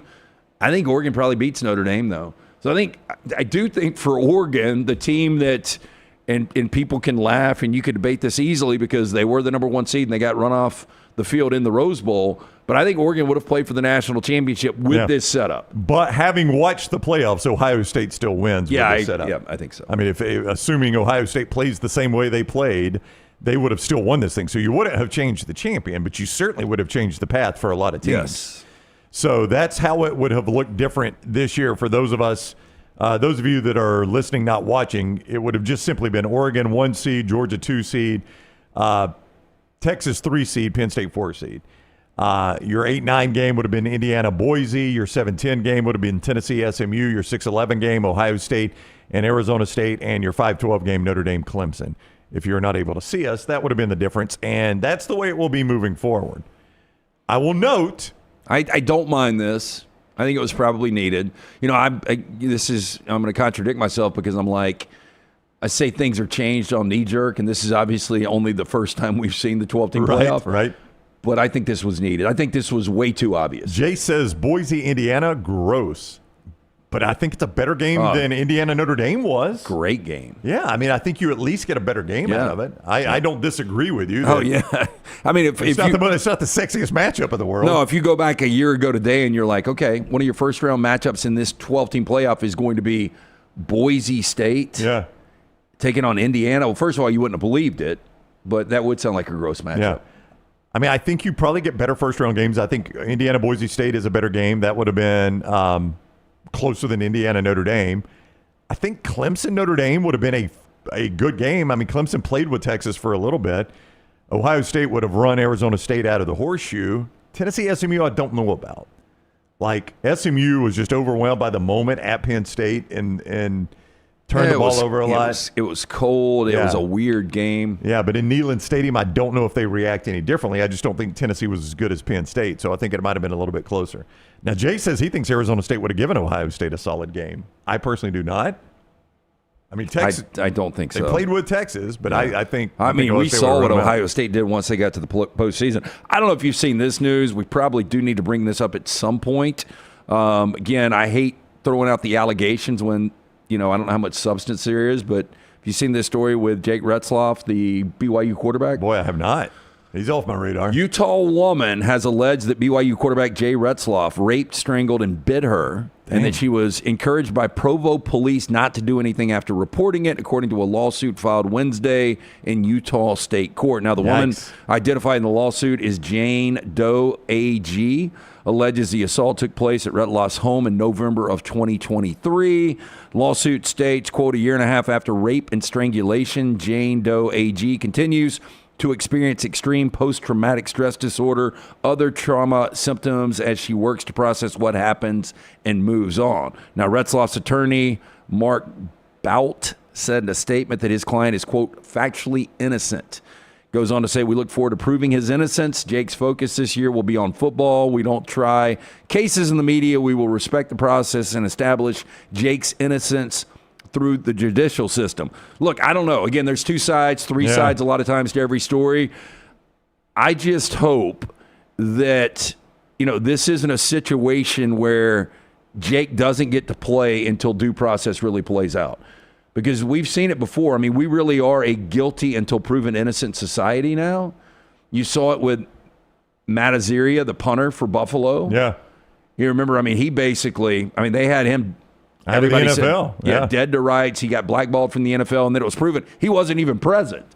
What's going on with the Trevor Bauer thing, I think, is ridiculous. Whatever your thoughts are on that, but it was proven that the girl lied. Again, Jake could be guilty, could be innocent. We don't know, but I just hope we truly have due process. And for Jake's, at least in this moment, he gets to continue to play football. That would sound ridiculous if these allegations are true. He is the starter at BYU. Yeah, and he's a really good quarterback. There's not a quarterback battle there at BYU. This is their starting quarterback. Well, and here's what I got to say too. We've talked about this before. The agreement you signed with BYU as a student is much different, the moral code, than what you sign other universities.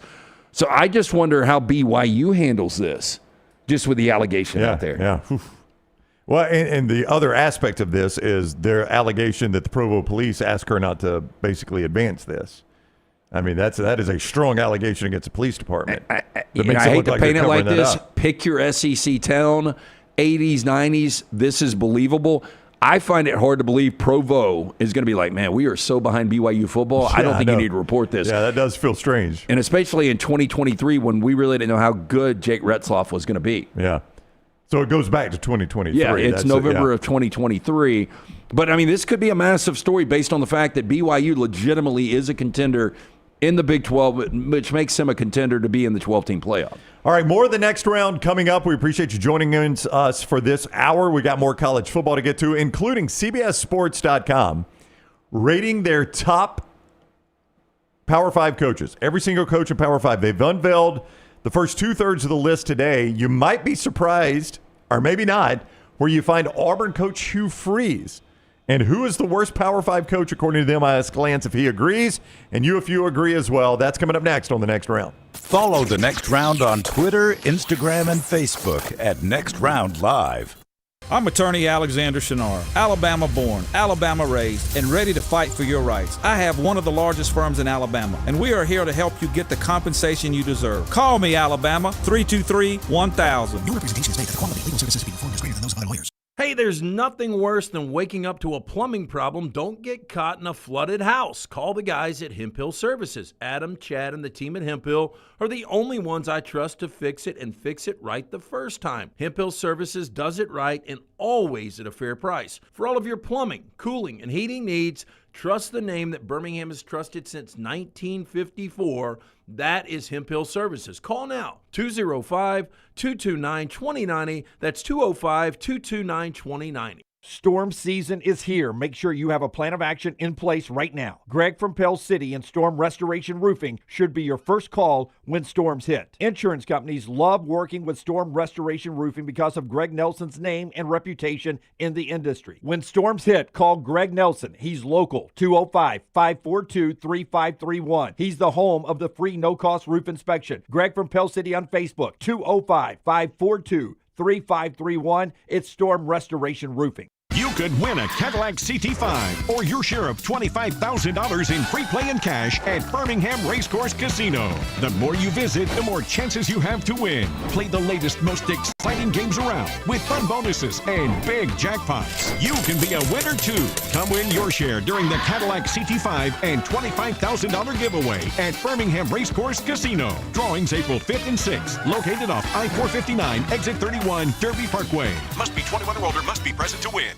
Hey, let me tell you about our friends at Urology Centers of Alabama. Compassionate and comprehensive urological care with 35 physicians, 17 locations across Alabama. Their patient-centered approach to all of your urological needs. Remember, they've got that new men's health center. It is beautiful, helping men with a wide range of sensitive male issues in a comfortable environment. You can always go online, visit urologycentersalabama.com, schedule an appointment with one of their many urologists today. Twin Peaks is the best in the game. Here, you're in the red zone for every college rivalry and divisional matchup all season long. I mean, where else are the scenic views as good as your view of the game? Only at Twin Peaks, the #1 sports bar.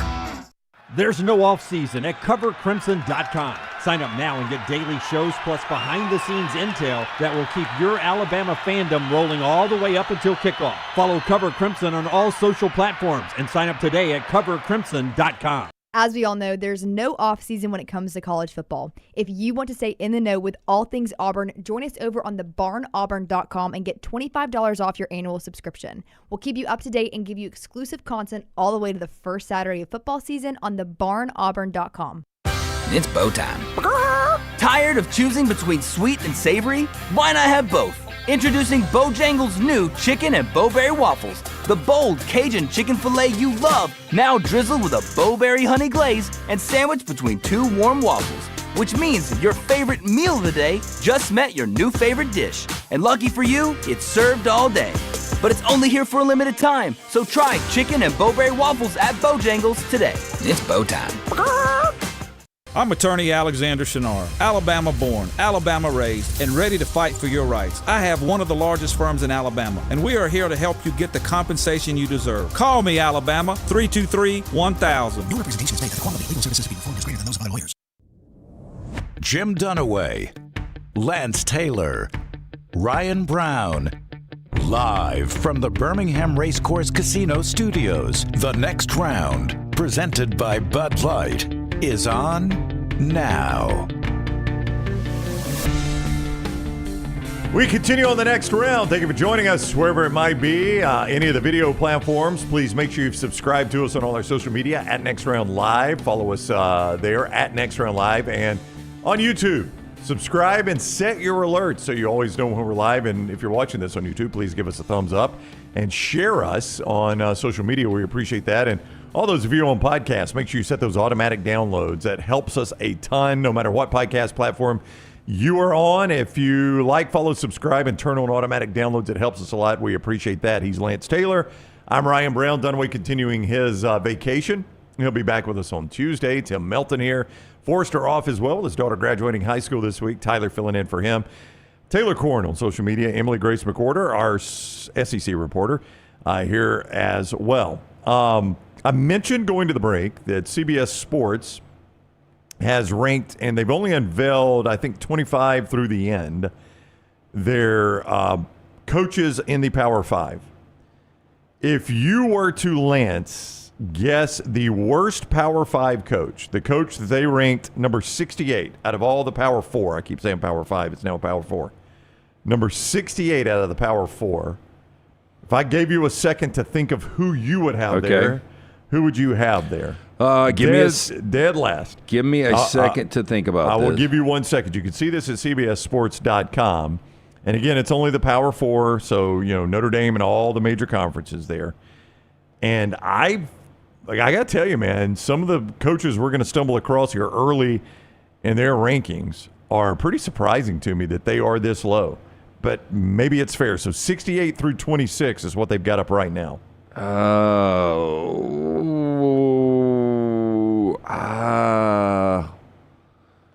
Let's go with, I think I'm going to go Big Ten. Okay. And Man,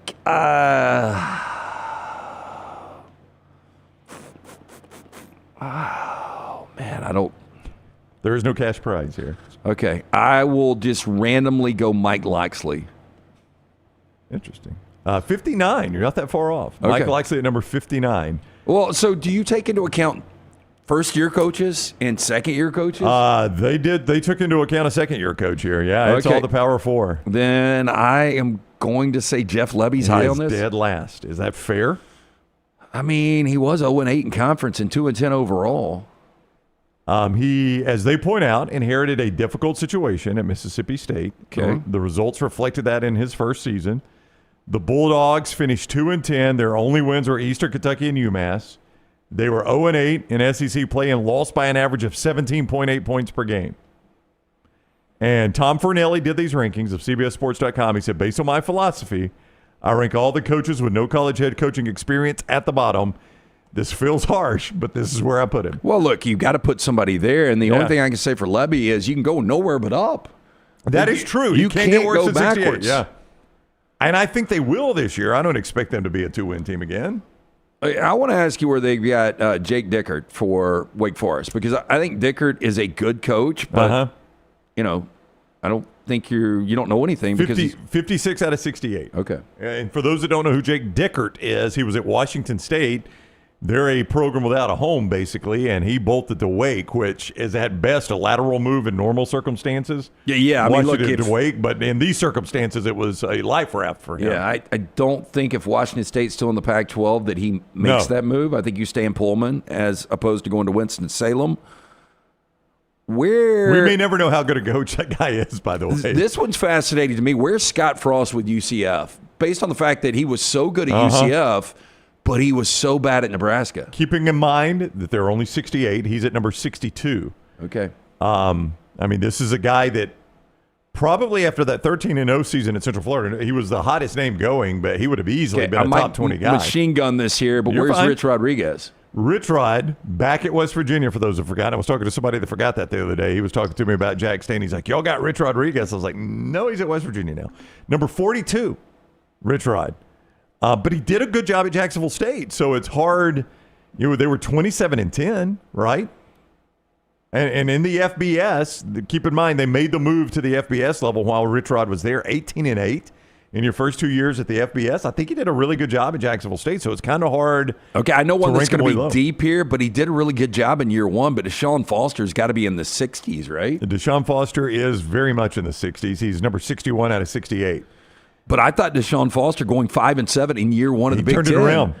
You know, because they started 1-5, right? Yeah. So yeah, I mean, he finished 4-2. I mean, that was a good, solid finish. And what almost everybody's first impression of Deshaun Foster was that very difficult to watch press conference that he did at Big Ten Media Days. And you're like, holy crap, this guy is so out over his skis. But I think he showed at the end. Maybe he's not now. We'll see if he can do it in year two. Nico Amileva comes in. They were awful on offense last year. Let me ask you some SEC specific, because these are fascinating to me. Mark Stoops, I think before last year, where they go 4-8, I think he would have been close to the top 25. I know you and I differ on Mark Stoops, but based on the fact that they were 1-7 and 4-8 last year, 1-7 in conference, 4-8, Mark Stoops, 39, 40-ish. Unfortunately, you have to give me 2 seconds as my screen just refreshed, even though I did not ask it to refresh.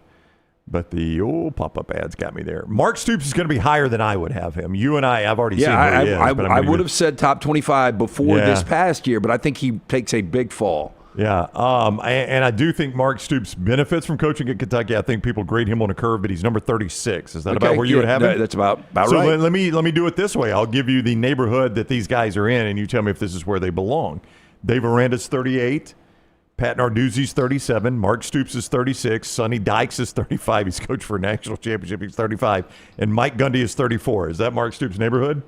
Is that where he should be building his house? Well, yeah, maybe. Again, I grade him on a curve too. I mean, Mike Gundy deserves better than that, but he had such a shitty year last year. I know. I don't know what you do with Mike Gundy.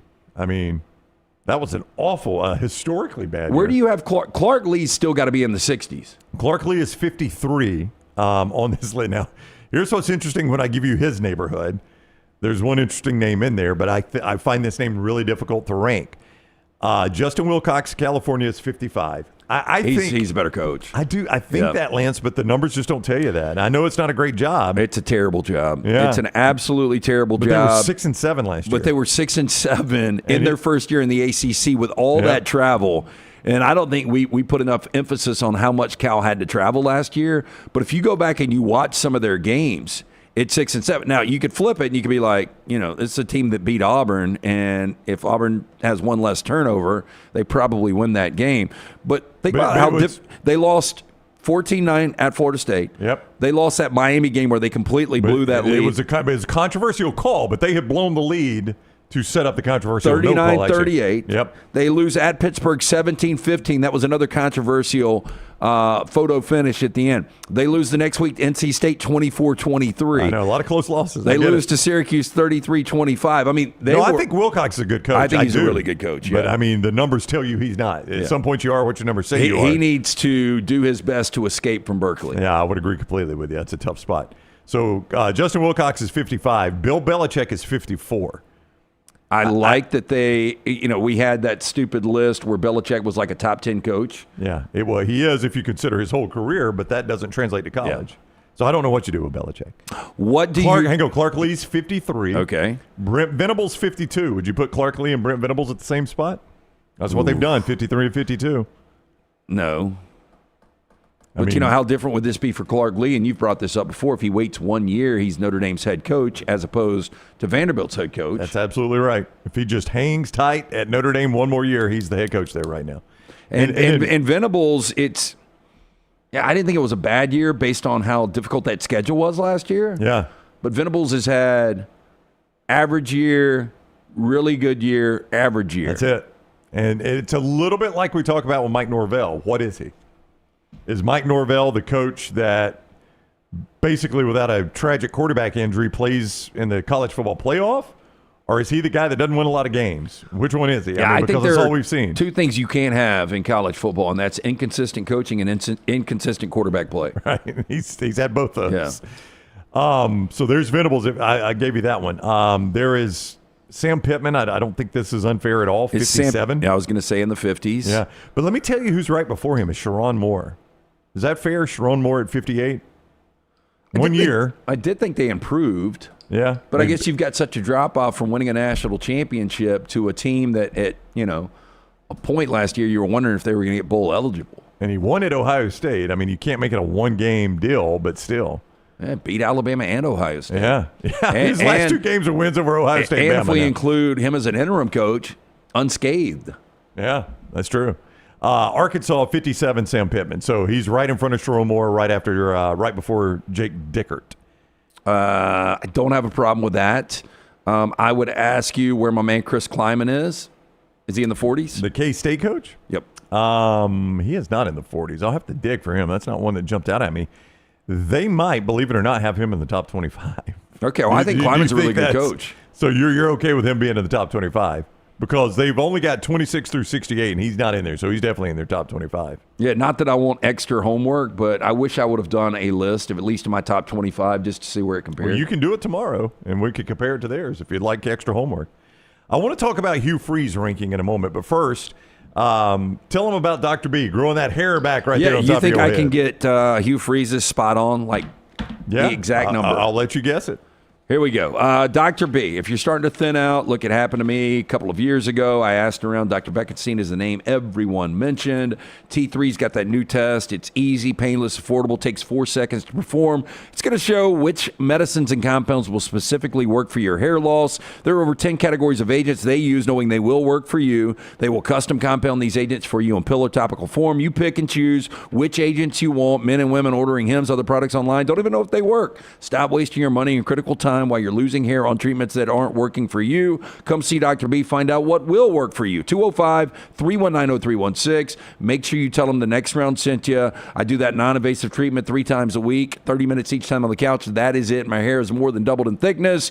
T3hair.net, or again, 205-319-0316. Tell them the next round sent you. And our guy Daniel Moore, we mentioned Daniel A. Moore earlier, DanielMooreArt.com, where you can go see that sketch of The Legend honoring Alabama great great Nick Sabin, the GOAT, best that's ever done it. You can have that painting hanging on the wall. Emmy Award-winning Nick Sabin now.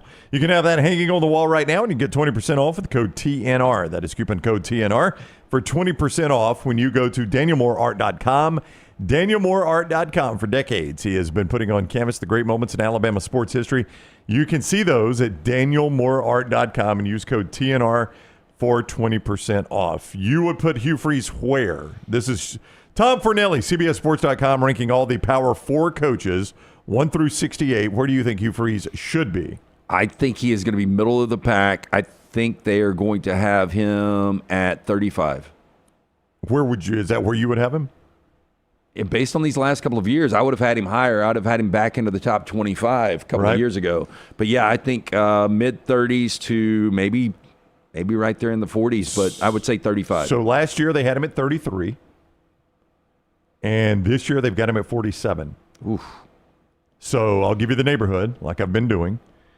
Jonathan Smith, Michigan State at 49, a guy you really like, but 5-7 last year at Michigan State. It's hard to put him much higher. Yeah, year one, really difficult conference with a difficult job, at least in the here and now. Joey McGuire, Texas Tech, a guy I really like. I do too. That was not a great year, 8-5 this year. He's got a ton of money to work with now. Hugh Freeze at 47, Fran Brown at 46. I thought Fran Brown did a nice job year one, 10-3. 1 year. Yep. And then Billy Napier at Florida, 45. That's the neighborhood he's in. So let's just let's talk about Hugh Freeze at 47. I mean, CBSSports.com is saying at best Auburn has got the 47th best coach in college football. Yeah, I was going to say that's not the neighborhood you want to be in if you're the Auburn Tigers. I think it's fair. I think based on where Hugh Freeze is right now in his career, it is fair.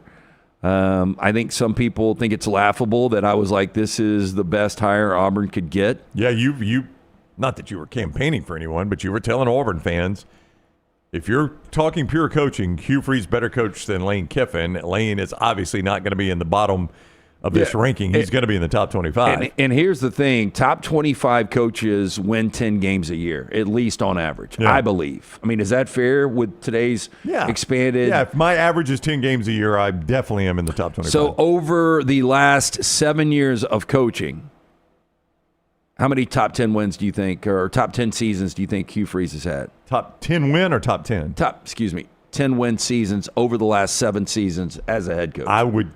I'm trying to remember if he had one at Liberty, and I don't think he did. So I'm going to say, and I don't know that 7 seasons gets me far enough back at Ole Miss, but I'm going to guess it does, so I'll say 1. It is 1. It's 2020 Liberty, which 2020 throw everything out. They were 10-1, but final season Ole Miss 5-7. There were a couple of vacated wins that wouldn't have got them to 10 anyway. Then 8-5, 10-1, 8-5, 8-4, and then obviously at Auburn he's been sub 500, 6-7, 5-7. That's the neighborhood he should be in right now. Yeah.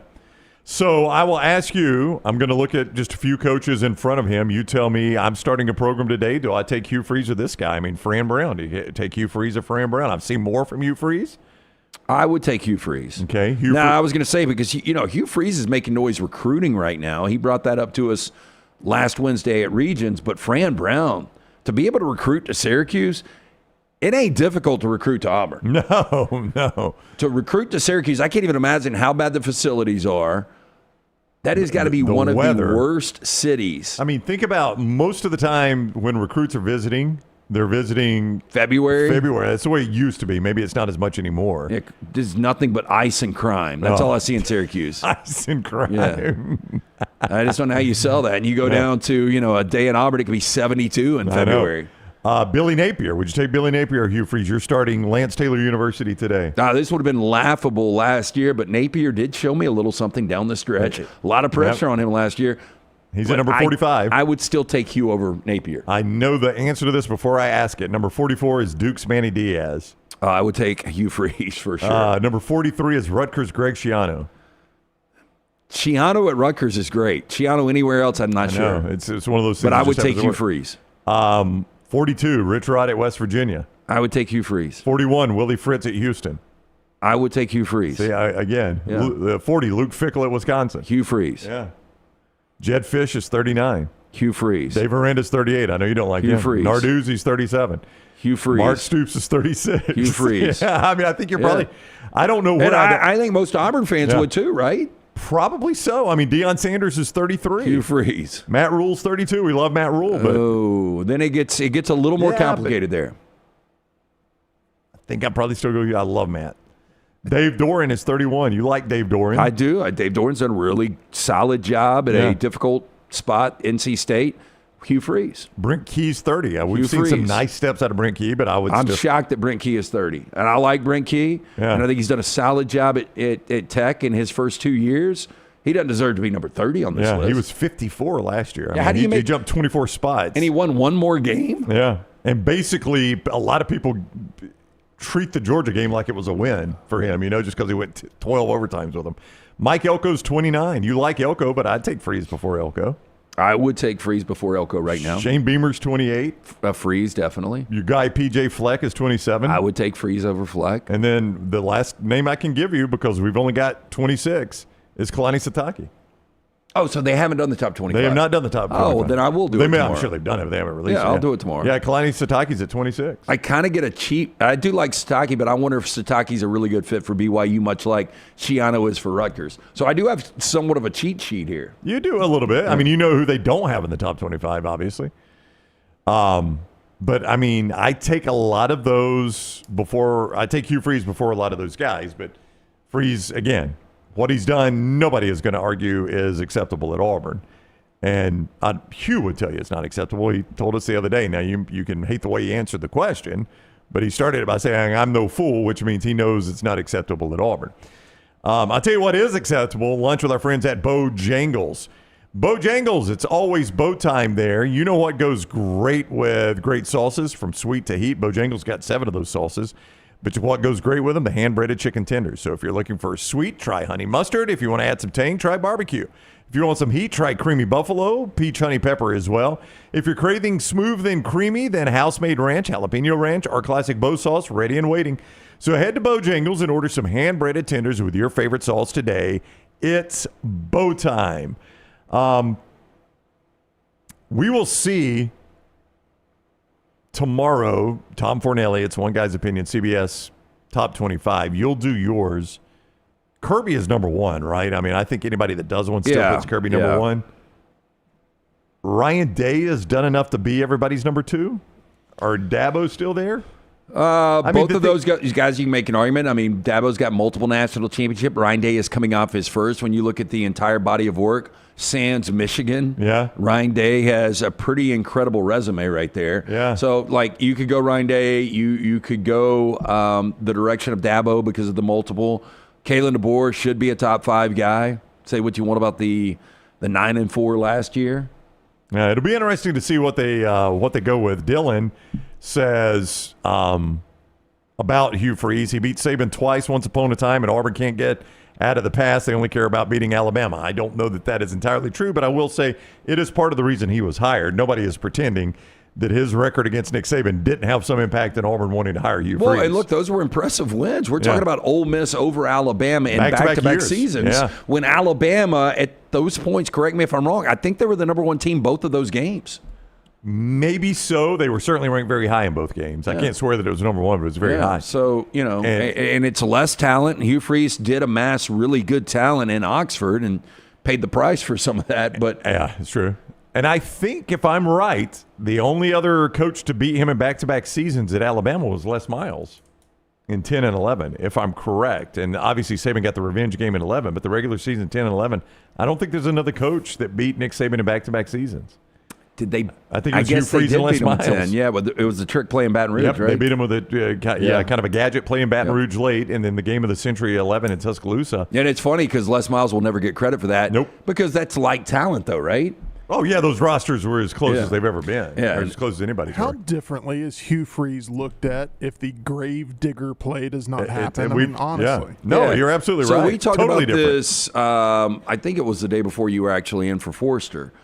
Like, if Gravedigger doesn't happen, I mean, the sequence of New Mexico State and Diego Pavia, and is Pavia really the quarterback at Vanderbilt if he doesn't win that game against Auburn? I mean, there's so many little moments, but if they would have beaten New Mexico State and they stopped that one play, 8 wins in year 1, I think everything is completely different. And another win against Nick Saban. Yep. That's right. Yeah, now you got 3, and I don't think there's a coach alive that's got 3 wins against Nick Saban when he was at Alabama. Maybe in all of college football.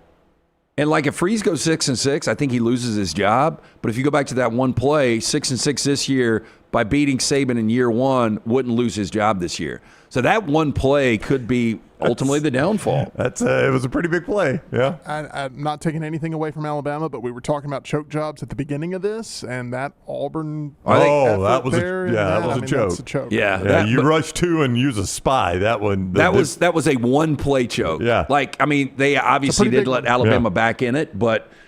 If we were just talking about one moment, that's up there with any of them. Yeah. And then Florida State goes to the playoff, too, if that happens. But anyway, it's crazy. That's true. That one play, that was a lot of butterfly effect on that one play. And the perception of Mike Norvell, even with the 2-10 last year, is much different. Yeah. No, you're absolutely right. That was that one play changed a lot of things, and the defensive strategy was brutal. So that's where the choke job comes in. You allow that play with your defensive strategy. All right, Greg from Pell City, Storm Restoration Roofing. Unfortunately, a lot of storms have come through the Deep South over the last He's couple at my of house days right and now. weeks. Oh, is he now? Yeah, him and my insurance provider, they are out there right now. Looking over that roof, see if you got some storm damage. That's what Greg will do. He'll get up on that roof, as Lance mentioned, insurance provider out there. Greg works with the insurance agencies. He knows what they're looking for. He knows how to work with them.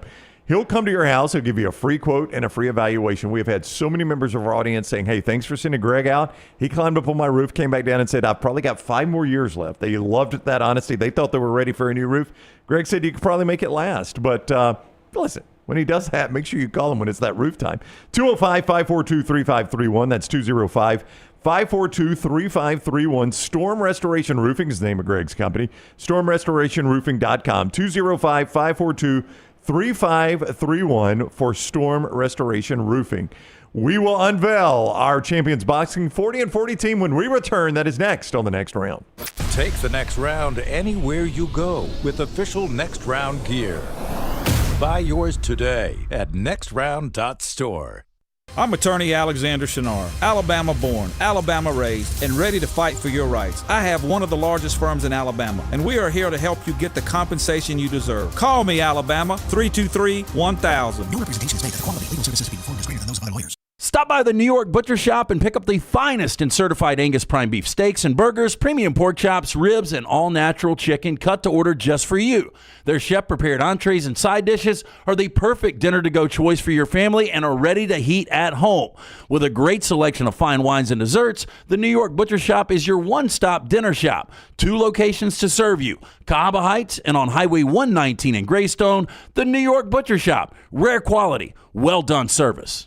Storm season is here. Make sure you have a plan of action in place right now. Greg from Pell City and Storm Restoration Roofing should be your first call when storms hit. Insurance companies love working with Storm Restoration Roofing because of Greg Nelson's name and reputation in the industry. When storms hit, call Greg Nelson. He's local, 205-542-3531. He's the home of the free no-cost roof inspection. Greg from Pell City on Facebook, 205-542-3531. It's Storm Restoration Roofing. You could win a Cadillac CT5 or your share of $25,000 in free play and cash at Birmingham Racecourse Casino. The more you visit, the more chances you have to win. Play the latest, most exciting games around with fun bonuses and big jackpots. You can be a winner too. Come win your share during the Cadillac CT5 and $25,000 giveaway at Birmingham Racecourse Casino. Drawings April 5th and 6th. Located off I-459, exit 31, Derby Parkway. Must be 21 or older. Must be present to win. Hey, you. Days warming up. Looking like spring. And at New Balance Birmingham, we've got the thing. What pops and what's fresh? Check the selects. Come together at New Balance Birmingham on Highway 280, right next to Chick-fil-A. New Balance Birmingham. We got now. We love the moments, the memories, the magic, the championships. So let's get more victories, more celebration. He's got a chance. It won't be caught. More unforgettable, more football. Don't miss the last home game of the regular season on May 24th. Visit UFLstallions.com for tickets. Take TNR on the go with a podcast built for your satisfaction. Miss Hour 1, find it in podcast form. Miss Hour 2, stream it now. Miss Hour 3, download it for later. Miss Hour 4, well, just know it's never coming back. Listen to TNR wherever you find podcasts. Start your day online with our website, nextroundlive.com, for the latest videos, podcasts, and college football stories. It's also a great way to stream the show or shop in the Next Round store. Stay connected by visiting nextroundlive.com. It's bow time. Tired of choosing between sweet and savory? Why not have both? Introducing Bojangles' new chicken and bowberry waffles. The bold Cajun chicken filet you love, now drizzled with a bowberry honey glaze and sandwiched between two warm waffles. Which means your favorite meal of the day just met your new favorite dish. And lucky for you, it's served all day. But it's only here for a limited time, so try chicken and bowberry waffles at Bojangles today. It's bow time. I'm attorney Alexander Shunnarah, Alabama born, Alabama raised, and ready to fight for your rights. I have one of the largest firms in Alabama, and we are here to help you get the compensation you deserve. Call me, Alabama, 323-1000. No representation is made that the quality of legal services being performed is greater than those of other lawyers.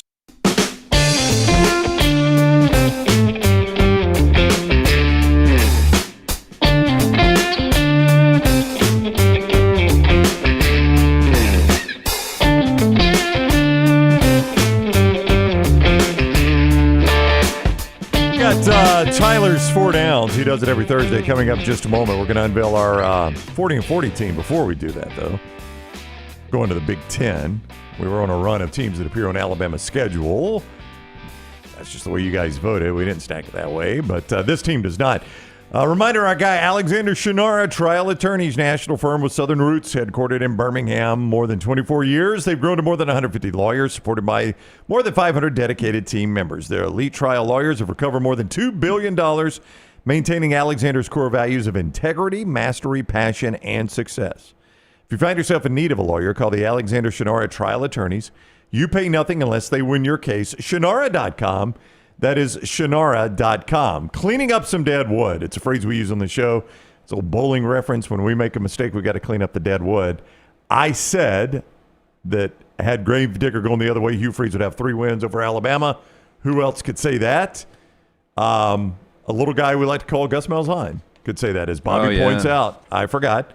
2013, 2017, 2019, Gus Malzahn did indeed beat Nick Saban 3 times. So that would have been the other guy. Yeah, I mean, he's had more success against Sabin than anybody. Than anybody in the history of Sabin. Yeah. I mean, maybe Belichick. Going back to Belichick. Going back to LSU, I just cannot think of a team that would have beaten them 3 times. He was at LSU such a short period of time. And yeah, Gus Malzahn, that's the guy. So it felt that's like on me. every time he had lost his goodwill with the fan base, he ended up with one of those big Bama wins. No, Gus, yeah. It just revitalized and locked him into a future deal, and it was just such a love-hate relationship there with Gus. Specifically 2017, because it was starting to slip. Auburn had played for the national championship at 13. 14 was a so-so season. 15 was a so-so. 16, and we started to get into the 8-win Gus talk, 8-win Gus. And then 2017, they stomped Georgia in Auburn, and then they beat Alabama. The score doesn't really indicate how handily they beat Alabama. But you know, if Kerryon Johnson is healthy in Atlanta and they win that game, they are the first 2-loss team to get to a 14 playoff. Yeah, and who's not in that 14 playoff? Alabama. Alabama. Yeah. So that was really significant. I know you're a big UAB backer. I know you're playing the under 4.5 wins for every dollar you've got in your bank account. Yeah. Did you grow up an Alabama or an Auburn fan, though? I did not. No. Okay. No. UAB? Well, I ended up – I was in a divided family, so I just didn't choose sides. You played the middle. You were Switzerland. I played the middle, and, you know, it kind of gave me both perspectives to be able to get into sports media, to be able to sort of understand both perspectives. So then I went to UAB and decided I would root for a team that would later be abolished. Tony Vitello is getting interviewed right now, SEC Network. His mullet is just blowing in the wind, isn't it? Literally. It is. You No. You would never wear a mullet. No. I mean, I did. The women, I did in the 80s, maybe early 90s. The women think he's good looking, though, don't they? They like that. I mean, I'm sure there's some. I mean, you got, barhouse rats that like all types. The talk at trivia last night was that Riley Green shaved his mustache. I don't know if we have proof of that, but perhaps Riley Green. I don't know. I mean, look, I think Riley Green could do what he wants, right? Probably so, yes. Yeah. All right, it's time to unveil our 40 and 40 team before we get to Tyler's 4 downs. We do this all summer. The 40 shows leading up to our shows at SEC Media Days, and that takes us right up to SEC Media Days, which takes us right up to kickoff. 44 of you voted. So many applied. Dunaway sorted through those. He does a great job with this. He picked 44, and then he compiled those. So let's get to our 40 and 40. It's presented by Champions Boxing. Yeah, I want to remind you, if you're looking for a unique workout, not only for you, if you've got a teenager out there and you're trying to find a lane for them, an activity, how about Champions Boxing? Me and Jack have been doing this for 6 weeks now. I've lost 10 to 15 pounds probably doing it just with the cardio. We come in, we do a cardio session, we do an essential workout, and then we start with the boxing, whether it's footwork, glove work. We were actually in the ring just a couple of weeks ago, our first ring action. But boxing for fitness and competition, all ages starting at 9 years old, 8 USA boxing certified coaches, not only in boxing, strength and conditioning, from Akash to Jake to Mailman. You're going to love these guys. They're fantastic. Anyone looking for a workout different from the old, just going to a gym and lifting weights, come check them out. Any former athlete looking to try another sport to compete in after high school and college, this could be perfect for you. No pressure to spar, but if you do, it's 100% safe and controlled, team and family oriented, that helps in teaching discipline, fundamentals. I was talking to Jake about this kid. He came in a year and a half ago. He's lost 40 pounds. Woo! Kid's 17 years old. He's lost 40 pounds, was getting in trouble at school, and he has found a lane now where he's getting some discipline. He's got a little brotherhood there. And it's just a lot of structure. And these are kind of the stories that I have found awesome over the last 6 weeks. They're located in Pelham, right behind the Purple Onion. Instagram, you can find them at Champions Boxing AL. Facebook at Champions Boxing AL. But make sure you tell the fine folks at Champions the guys from the next round sent you. All right, 44 voters. You selected 25 teams per voter. We compiled a top 40 out of that. Let's unveil today's team. We're going to go to the Big Ten, one of the most boring teams in football. Am I too mean about that? I don't think you are. Okay. Team number 33, the Iowa Hawkeyes. Yeah, and I will tell you where I had Iowa. I don't know. Remember, I did the stupid exercise of I did 40. I went a little over the top with this. Instead of doing 25, you went 40? Instead of doing the 25, I am going to assume. Like a guy that does work. Yeah, you did not have Iowa in your top 25. Iowa did not make my top 25. Yeah. In my top 40, I did not have Iowa in the top 40. I think this is a year that Iowa comes back to earth. They've had 12 straight winning seasons. They haven't been below 500 in the Big Ten. Now, a lot of this was Big Ten West, which we talked about yesterday, since 2017. The good news is year 2 in Tim Lester's offense. It was definitely improved from what you saw with Brian Ferentz.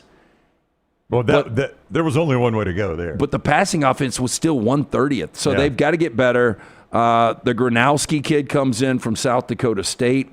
He should be an upgraded quarterback, but you lose Caleb Johnson, who was the leading rusher in the Big Ten last year, now on the Pittsburgh Steelers roster. I just don't know how good this team's going to be. I think they're only favored in 6 games when you really look at the schedule, Brown. Yeah, the back half of the schedule particularly is difficult for them, I think. Yeah, like I would say 9-3 is like best case. Yeah. Worst case is all the way down to 4-8. I think they're 6-6 this year. Yeah, Albany to start the first Saturday of the season. Then they're at Iowa State. And you never know with the Cyhawk. Yeah. I think they probably lose that game. It seems like the underdog always wins it 13-10. Yeah. But I would say Iowa State's a better team. UMass. That's 2-1. At Rutgers. That's probably a loss, 2-2. Indiana at home. I'll give them a win there, 3-2. And then after the byes where it gets tough, at Wisconsin, tough road trip. Say loss, 3-3. Penn State at home.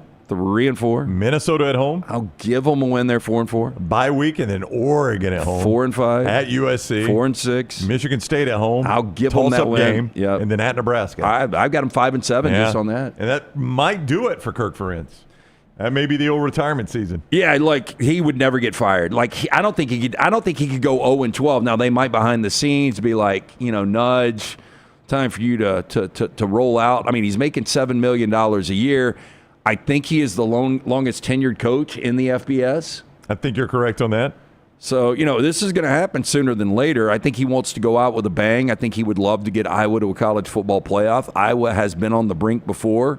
There was a fourth down goal line play against Michigan State in 2015 that would have gotten Iowa in a situation to play Alabama and Dallas, and they would have gotten their brains beaten in, but they would have gotten there.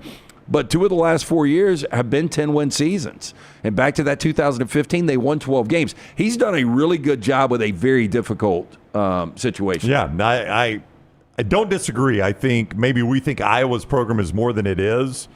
I think back to Hayden Fry, and it seems like they were competing for Big Ten titles. They really weren't. The numbers were the same. Yeah, the numbers are about the same. Yep. He's done what Hayden Fry did, and Hayden Fry's a legendary coach. I mean, they got streets named after that guy up there. So I think Ferentz has probably kept it going, and I think when he retires, if they can convince Bielema to take the job, that's a sensible hire. But beyond that, I don't know that they'll get like a big-name coach to take that job. And I think Bielema would be a really good fit because Bielema has shown, from his first tenure at Wisconsin to what he's doing now, second tenure in the Big Ten at Illinois, he knows how to coach, and I think this Iowa job would be perfect for him. He's got the connection there. I know there are fanatical, unreasonable fans with every fan base, but I get the feeling that Iowa's like, okay, we're 9-3. It's boring football, but we still take a lot of pride in it. We've got what we deem as a quality product, Saturday in, Saturday out. I don't know if there's ever a realistic expectation for them to compete for championships. That is our 40 and 40 team presented by Champions Boxing, the Iowa Hawkeyes. Team number 33, ranked by you. The greatest audience in the world will unveil team number 32 on our Friday show tomorrow. That tells you 32 shows until SEC Media Days. All right, let's do 4 Downs. It's going to be presented today by our guys there at Lags Eatery, Lance. A great place to go. We had a friend that was there yesterday. Yeah, our buddy Brad Jackson was there yesterday. It's funny, like 2 times over the last 2 weeks, he sent me a receipt from what he ate. Like he's turning in his expenses. Well, I didn't pay attention to what he ate yesterday. Let me see here. I'll pull it. He sent us a kitchen shot, too. It looks like he got the bologna sandwich with no mustard, no tomato. That's no fun. Oh, man. What are you doing there? He got the tots, and then I guess he got healthy with an unsweet tea. But a bologna sandwich and tots sounds really good right now. I heard from our friend Justin this morning, one of the owners of Lags, and he wants to remind you, $2 domestics, $4 craft beers all the time. That's not just happy hour. So this is like the cheapest beer in town all of the time to complement that incredible food from the burgers. We had lunch with a burger guy yesterday, and he was like, Lag's a really good product. Oh, it's fantastic. Yeah. And it's located right there in Avondale. I've got another friend, Heath and Mel. Him and his wife are coming through to go to the beach today. He was asking me, can you give me the directions to Lags earlier? So back-to-back friends at Lags. You need to get out there, try it. The extended menu starts today. So from breakfast at 6 a.m. going all the way to 2 a.m. at the late night. Maybe you work second or third shift, or maybe you're just coming in from one of the bars and you want to grab that late night snack. You can do it at Lags Eatery, located between Avondale and Cahaba Brewing, stone's throw away from Mom's basement. But get in for breakfast, lunch, dinner, or late night. It's Lags Eatery. All right, every Thursday, Tyler brings us his off-the-wall thoughts and 4 downs. 4 questions for all of us to answer. We'll do it right now and start with First Down. Describe the spread for your Memorial Day cookout, or what you would like to have. Burger is fine with me, or pulled pork, one of those 2 things, burger or pulled pork. I'll take either one. As far as sides go, when it's July the 4th, Memorial Day, the summer, Labor Day, the summer cookout days, I like good baked beans and potato salad. And you like them to hit, right? I like them to hit. I like to get a little scoop of potato salad and a scoop of baked beans at the same time and eat those together. That's just fine with me right there. I like the potato salad, the baked beans, dark roux on the baked beans. I like the... Why are you looking at me like that? Well, I was processing Brown's answer. You do not like that? No. I love it. I was just wondering if you're more mustard or mayo-based. More mustard-based than potato salad, yeah. But I'll eat either, but I'm more of a mustard-based guy. I'm more mustard-based on potato salad, but I love mayonnaise a lot more. And I was going to say I like the mayo-based coleslaw. Yeah, I do like coleslaw too. Good coleslaw. I've been high on buffalo chicken dip lately. That's fantastic. That's what I would go with. What makes German potato salad? What makes it German potato salad? I think Do you the know? cut of the potato salad, maybe. Okay. It's angrier. Maybe It starts You mix it with kraut. It starts wars. No, is there like an olive like sprinkled in there? There is something a little different with German, but I think the potatoes are bigger with the skin still on. I think that is part of it. As far as the meat, I like a good chopped pork. I do like a burger. I love hot dogs. Probably, I was about to say probably don't eat them enough. Probably do eat them too much, even 1 or 2 a year. But yeah, I can go any direction on all of that. I just don't want to do the cooking myself. It's a pain in the ass. No it one's is. surprised. On the barbecue pork, on the pulled pork, do you like inside cut or outside cut? Or I like the mix? outside cut because I like some of that bark on there. Yeah, I really do. So the legend Herb Winches, the mentor for all of us. I used to go to a local barbecue joint with him at lunch, and he would get all outside, like just the shaved off outside part. That's all he would eat is like the bark. Like not even the pork. It was just the bark of the pork. Did they know the order so well that they knew he was going to for the bark? Yeah. He knows the owner very well. But speaking of that, so I'll be at the lake this weekend at Herb's Place a lot of the time at the Landing. I can't overstate how good that food is. Like his chef, Tori, is from Hawaii. That's his sushi chef. Sushi? Well, yeah, does sushi. Does a lot of different things too. Yeah. But they've got sushi. They've got fresh snapper. They've got pork chops. Sometimes they alternate. They've got sirloin sliders. The Honey Crisp tacos now. Yeah. I mean, their food is just incredible. So it wouldn't be traditional Memorial Day food, right? But so good. SS says German potato salad. Interesting name for somebody giving us German facts. SS. German potato salad is served warm, likely because it's angry at a neighboring country. Oh, I don't like that. Yeah, it does sound bad. No, I would rather. You know what's weird is the only time you would ever want your potato cold is potato salad. That is true. I would agree 100%. Because potatoes can be done a million different ways. I don't think there's a wrong way to do the potato, really. But I don't like warm potato salad. Brown, I know you're a proud American. Indeed. Your New Yorker impression? It was awful. About a 6 out of 10. Really? That's not terrible. Your German impression? Yeah. About an 11 out of 10.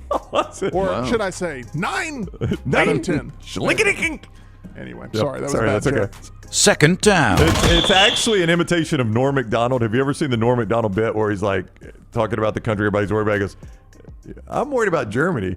I don't know if you guys are students of history, but twice Germany has declared war and their opponent is the world. Yeah. And he's like, the first time it was closer than it should have been, and the second time they had that crazy guy, that's Norm Macdonald, who is Norm is one of those comedians that just gets his legacy builds I love every Norm year Macdonald. that passes. It's so interesting. Norm Macdonald's so funny.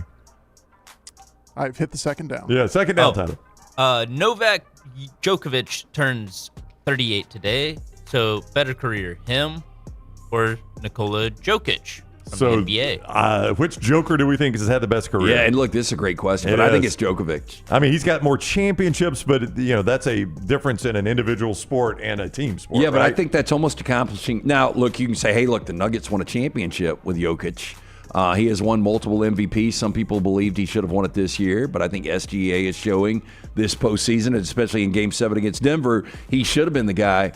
But when you look at Djokovic, I think he's got 34 majors. He's the best of all time, right? I think based on the conversation. I think based on those numbers, I think he is. But he doesn't have 34 majors. Is that doubles and everything? No, I think that's singles. There's no way he's won 34. Correct me if I'm wrong. I'm about 24. 24. Yeah, 34 would be okay. But 24 is a lot. 24 is incredible, but 34. 24, 34. Yeah, it's all the same, right? It's all ball bearings. It's how we would debate Bill Belichick's partner. 34 is much different than 24. That is a good point. Yes. Yeah, it is true. But is it? Yeah. Is it? Yeah. I did have this. I had this question. Okay. What would be stranger? You're dating a girl that is younger than your daughter. Belichick's daughter, 41. Okay. The girl is 24. Significantly younger. Or Belichick dating a girl where the parents are younger than him. And they're significantly younger. They're in their 50s. So they're two decades younger. I think it's the daughter thing is weird. I think it's the daughter thing, too. I think I would go with that, too. Yeah. He won 3 French. That's the one he won the fewest, and he won 3 of those. 10 Australians. I didn't think Nadal ever lost a friend. I know, but if he did, he lost to the Joker, it appears. 7 Wimbledons, and 4 U.S. Opens. But I was going to say, so to me, it's more impressive. Like, you are on an island. Like, you've got to have that consistency by yourself. There's nobody else that you can rely on. Not that Joker relies on a lot outside of Jamal Murray, Aaron Gordon every now and then. But to be able to do that and have 24 majors to yourself, I mean, is that I guess Serena probably has more, right? I don't know if she's got much more. Now, am I right? Yeah, I thought I was right about this. He missed some because he refused to take the COVID-19 vaccine. Ostracized from the sport. Yeah, he was. And I don't remember how many majors he missed. Makes me like him more. So he has the all-time record for singles majors. Yeah. Yeah, but he missed a few because of that. He was not allowed in some countries. So with that said, you're talking men or women's. So he's got more than Serena? Is that what you're saying, Jeeves? That's what I've got over here, but I'm not sure if that's just male. Yeah. All right. Third down. Serena has 39, so. She does not have 39, y'all. I don't know. How are y'all No, I believe she has 39. She's not won 39 major championships by 23 herself. in singles, 14 in women's doubles. That's what I'm saying. Some of those are doubles. Some of those are doubles. 23 major women's singles titles, which is below. That is below the Joker. Yep. All right, we are at third down. All right, third down. The first Mission Impossible with Tom Cruise was released 29 years ago today. What's your favorite spy movie or your favorite Mission Impossible movie? Well, I said this, that I've only seen the first Mission Impossible. I can't really say that, but I did bring up this movie yesterday. North by Northwest, to me, maybe the best Hitchcock film out there. It's got the spy espionage angle. I thought Casino Royale is my favorite Bond. I thought it was great. And then I thought Argo is one of the more underrated movies out there. Yeah, Argo is a fantastic spy movie. Did you like Bridge of Spies? It was okay. Yeah. Is it Mark Rylance? Is that the actor's name? I thought he was really good at it. I think it's Rylance. Rylance. Yeah, you're right about that. It's Rylance. Yeah, he was very, very good in that. This is going to get scoffed at by the movie snobs I work with here. Movie snobs? We've at least seen movies. That's true. I'm kidding. As a kid, a movie I loved and laughed at every time was Spies Like Us with Chevy Chase and Dan Aykroyd. Did you ever see Spies Like Us? Oh, yeah. I loved it as a kid. Fantastic comedy. It is an awful movie, though. Oh, is it really? Yeah. As a kid, I loved it, man. I loved watching Spies Like Us. It doesn't hold up. The Tinker Tailor Soldier spy, I've never seen that. I heard it's really good, though, with Gary Oldman. It's pretty dry. I mean, it's good, but it's just very dry experience. Casino Royale, I just think, is almost unbeatable. Good. It's fantastic. And did you ever go back and watch that Bond, the series I talked about of the evolution of Bond? I forgot what it was titled, but it was the 5-part series and how they casted Bond. And, Casino Royale, they had they finally purchased the rights and they wanted to bring it back, and obviously that was Craig's first role. Yeah. But the original Casino Royale was basically a spoof on Bonds. Yeah. So it was really interesting how they did it. I agree. Fourth down. Today in history, the Wright brothers were granted a patent for their flying machine. So what's your worst airplane experience? Oof. Yeah, I think we did a Mystery Fifth Hour on this a couple years ago anyway. I was flying from Hayden, Colorado, which is the airport you use if you're going to like the Steamboat Springs. There's a couple of the ski resorts that you use that for. And Hayden, Colorado the airport is surrounded by 10,000, 12,000, 15,000 foot mountain peaks. So they tell you going in, it's probably going to be a, harder landing than you're used to because they can't do the normal approach, right? So we'd already had that going in, and we're flying through Minneapolis. It was Northwest Airlines. Do you remember Northwest Airlines? Oh, yeah. I don't know if they're still in business. We're flying through Minneapolis on Northwest Airlines, and they held us on the runway at Hayden, Colorado, and told us, the pilot was like, hey, we've got some really bad weather. They've got a ground stop right now in Minneapolis, so we're going to have to hold for a bit. I'm going to go ahead and warn you, the last quarter of this flight is going to be pretty rough. I'll just tell you up front. So I'm like, all right, that's a heck of a warning. Well, coming out of Hayden, because of the mountains, they've got to slingshot you off the runway. So they rev the engines and then, throw you back into the seat. you're warned about that too. I'm telling you guys, coming through that storm in Minneapolis, we were flying with a couple that were once in a flight where they said their final goodbyes to one another. It was that bad. They thought they were crashing. And I looked over once, and they were holding hands and looking nervous. And I'm like, if this makes them nervous, they've said their final goodbyes to each other once. So were you nervous? Nervous? I don't know. I mean, I was alarmed. I don't know how you want to quantify it, but I mean, lightning was popping outside the window. I said my goodbyes in the Godzilla dream last night. I really did. We were constantly, just bouncing back and forth. We would lose our wind and drop down. It was just bumpy the whole time. So how long did that last? It felt like for an eternity, but it was probably no more than 15, 20 minutes.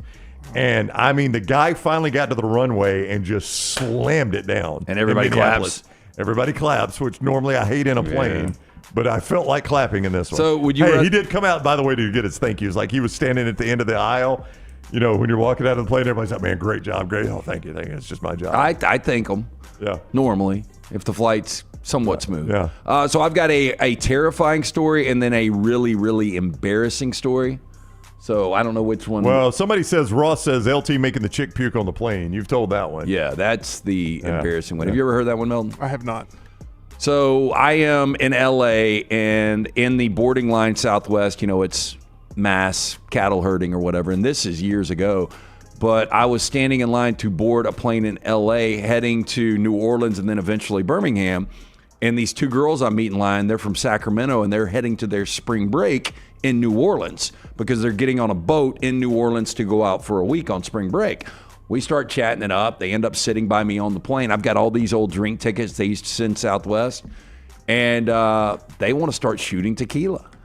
And so I had never really shot tequila on a plane, but, Only live once. It right. seemed like a good idea Who at the knows time. to try it? But they just get out of whack, and we're about to start our descent into New Orleans, and this is honest to God true story. There is not one empty seat on the plane. This chick, projectiles on the side of the plane, pukes. Gosh. Full Linda Blair? It was, and the smell was so freaking bad. God, that's and so everybody in that plane, they're staring at me like I'm the enabler. What did I have to do with it? Well, I mean, the flight attendant probably should have been like, I don't know if we should be doing tequila shots at this volume on a at that point 4-hour flight They or whatever. should have refused your drink tickets. You're right. That's exactly Probably what should have. Yeah. All right. Well, is that it? That's 4 downs. Sounds disgusting. Yeah, it was. I'm sure it was that disgusting. Yeah, you do not want to clean that. Thank you very much, Tyler. Great job on the 4 downs. Sweetie in the, I say sweetie, not sweetie like female, SWEDDIE, like a Swedish person. It says, what is the bottle to LT's left? Is that a new sponsor? And will he be doing a taste test? Yeah, so I got 3 bottles of company distilling. And we brought this up yesterday because I had actually a guy that's in the liquor industry, and he's like, I've never had company before. Oh. Give me a little background on it. And I said, well, it's new to Alabama. So big news. Alabama Company Distilling now available at ABC stores across the state. If you're wanting or waiting to try this whiskey that's as good as the company you keep, this is your moment. Find your bottle, learn more. CompanyDistilling.com or CompanyDistilling.com/Alabama. Must be 21 or older. Please enjoy responsibly. And also your chance to meet the man behind the bottle, Jeff Arnett, the master distiller, Company Distilling, former master distiller of Jack Daniels, will be at ABC store number 80 in Birmingham, May 29th, store number 53 in Madison, May 30th, signing bottles, telling stories, and talking whiskey. And guess what? We'll have him right here on the panel next Thursday talking whiskey with us. So we'll give you more details, and then we are planning on doing a special edition of Bama and Bourbon with Company Distilling. But this bottle right here, I've started to like rise a little bit more, just that little spice. Yeah. This is the straight rye whiskey finished with a little cherry wood. Yeah, that's the thing I noticed is like one's applewood, one's cherry wood. I can't remember the third one they sent. So that's unique. I'm interested in what it does. Maplewood, applewood, cherry wood. Those are the 3? Yeah. So, and I'm trying to see what proof this is. I haven't seen it on the bottle. Well, I thought I saw it right at the very bottom of that front label. Did I see that incorrectly? Yeah, I okay, don't I'm see sorry. it. I thought I saw it on there. I'm looking forward to this. Really good weight, unique bottle, the different varieties there. But we'll give you more information. We'll be talking about Company Distilling a lot, but pick up a bottle that is now available throughout the state of Alabama and ABC stores. All right, so that's the answer to your question there. Thank you for asking that, and that was a very timely request for you. We appreciate you asking that question at that time. And no, I'm not going to bust it open at 11 o'clock on a Thursday. You're not at 11 o'clock. There's a lot to do today, right? Yeah. I try to, the only time I will drink bourbon during the week typically is a Bama and bourbon. Our college football spotlight typically is a qualifier. Yeah, you never know. Our college football spotlight in the next hour. Joel Klatt makes an argument that there is one rivalry that should be played every year. Lance and I will give the 5 rivalries we would protect. You can only protect 5 in college football. We'll get out the whiteboard. We'll do that as our college football spotlight. Also, trash in the next hour and much, much more. This is the next round. Call the next round now at 205-734-0923. I'm attorney Alexander Shunnarah, Alabama born, Alabama raised, and ready to fight for your rights. I have one of the largest firms in Alabama, and we are here to help you get the compensation you deserve. Call me, Alabama, 323-1000. Your representation is made that the quality of legal services being performed is greater than those of other lawyers. By now, you guys know how I feel about my fashion. However, did you know that I care about your fashion choices? Cargo shorts are out, flip-flops are only appropriate on the boat, and please throw away that stained t-shirt from college. You may be thinking, EG, that's all I own. What do I do? Here's what you do. Go to nextround.store and fill your cart with a wardrobe that is approved by me. Stock up on logo t-shirts, hoodies for football season, and hats for every day of the week. Trust me on this one and head over to nextround.store to get stocked up for this season. Looking to expand your business? Let the Next Round help you. Contact us, sales@nextroundlive.com, and be part of the team. Advertise your product to hundreds of thousands of potential customers on our ever-expanding platforms. The Next Round can take your business to the next level. Join our existing partners in the fastest-growing media space, both live and on demand, while reaching the most desirable audience for your business. Get more information by emailing sales@nextroundlive.com, and one of our team members will work with you to build a plan to take your business to the next level using the Next Round. It's bow time. Tired of choosing between sweet and savory? Why not have both? Introducing Bojangles' new chicken and bowberry waffles. The bold Cajun chicken filet you love, now drizzled with a bowberry honey glaze and sandwiched between 2 warm waffles. Which means your favorite meal of the day just met your new favorite dish. And lucky for you, it's served all day. But it's only here for a limited time, so try chicken and bowberry waffles at Bojangles today. It's bow time. Follow Next Round Live on Twitter, Instagram, Facebook, and YouTube. The social media team at Next Round Live is dedicated to giving you daily news conferences and practice video from UAB, Alabama, Auburn, and around college football. Follow and compare to the sites you used to visit. You'll also get the latest highlights and news from the Next Round Daily Show. Turn on the notifications so you don't miss a thing. Next Round Live on Twitter, Instagram, Facebook, and YouTube. See more at nextroundlive.com. It's time to pull the trigger on the Next Round merch that you've been eyeing. We know there's a lot to choose from at nextround.store, so here's a few of our favorite picks. If you want to match LT and Brown, go with a TNR logo hoodie and throw in one of Dunaway's favorite hats. Any of them will do. The Backroom's go-to is the classic logo t-shirt, while my personal favorite is the light blue TNR crew neck. All of these items can be found at nextround.store and are EG approved. Rest assured, your order will be packed with lots of love from us here at the Next Round. Head over to nextround.store to start filling up your cart. Hey friends, if you're looking to expand your business and inform the Next Round audience about your exciting brand, contact us at sales@nextroundlive.com to be part of the team and advertise your product to hundreds of thousands of potential consumers on our ever-expanding platform. Let the Next Round help take your business to the next level. Get more information by emailing us at sales@nextroundlive.com, and one of our team members will work with you to build a plan to take your business to the next level with the Next Round. Twin Peaks is the best in the game. Here, you're in the red zone for every college rivalry and divisional matchup all season long. I mean, where else are the scenic views as good as your view of the game? Only at Twin Peaks, the #1 sports bar. Hang out with the Next Round on the go. Whether you're driving to work, running errands, sitting on the beach, or you just need a break from the real world, we can keep you company. Check out the Next Round, Mystery Fifth Hour, and our other shows on your favorite podcast app. We'll meet you there.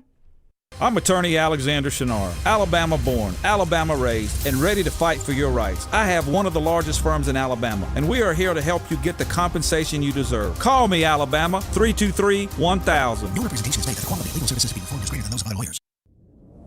Jim Dunaway, Lance Taylor, Ryan Brown. Live from the Birmingham Racecourse Casino Studios, the next round, presented by Bud Light, is on now. All right, one more live hour of the next round. We thank you for joining us wherever you might be watching or listening. I hope you know it's very much appreciated, whether you're on the Next Round app available in the Apple Store. We're open on this show. We talk about, stuff if you guys complain about it. I know many of you in the Android store have a difficult time with our app. It is really difficult on the Android side. Has it always been like that? Yeah. The problem with Android is, like, for Apple, there's one app. All the Apple phones use one app. For Android, you have to have sometimes numerous tweaks to apps, and anytime there's an update, there's updates for all of them, not just the one update, right? So it's really difficult to keep up with it. If you're Android, we frequently suggest that you just use the TuneIn Radio app. It carries our show live. TuneIn Radio does.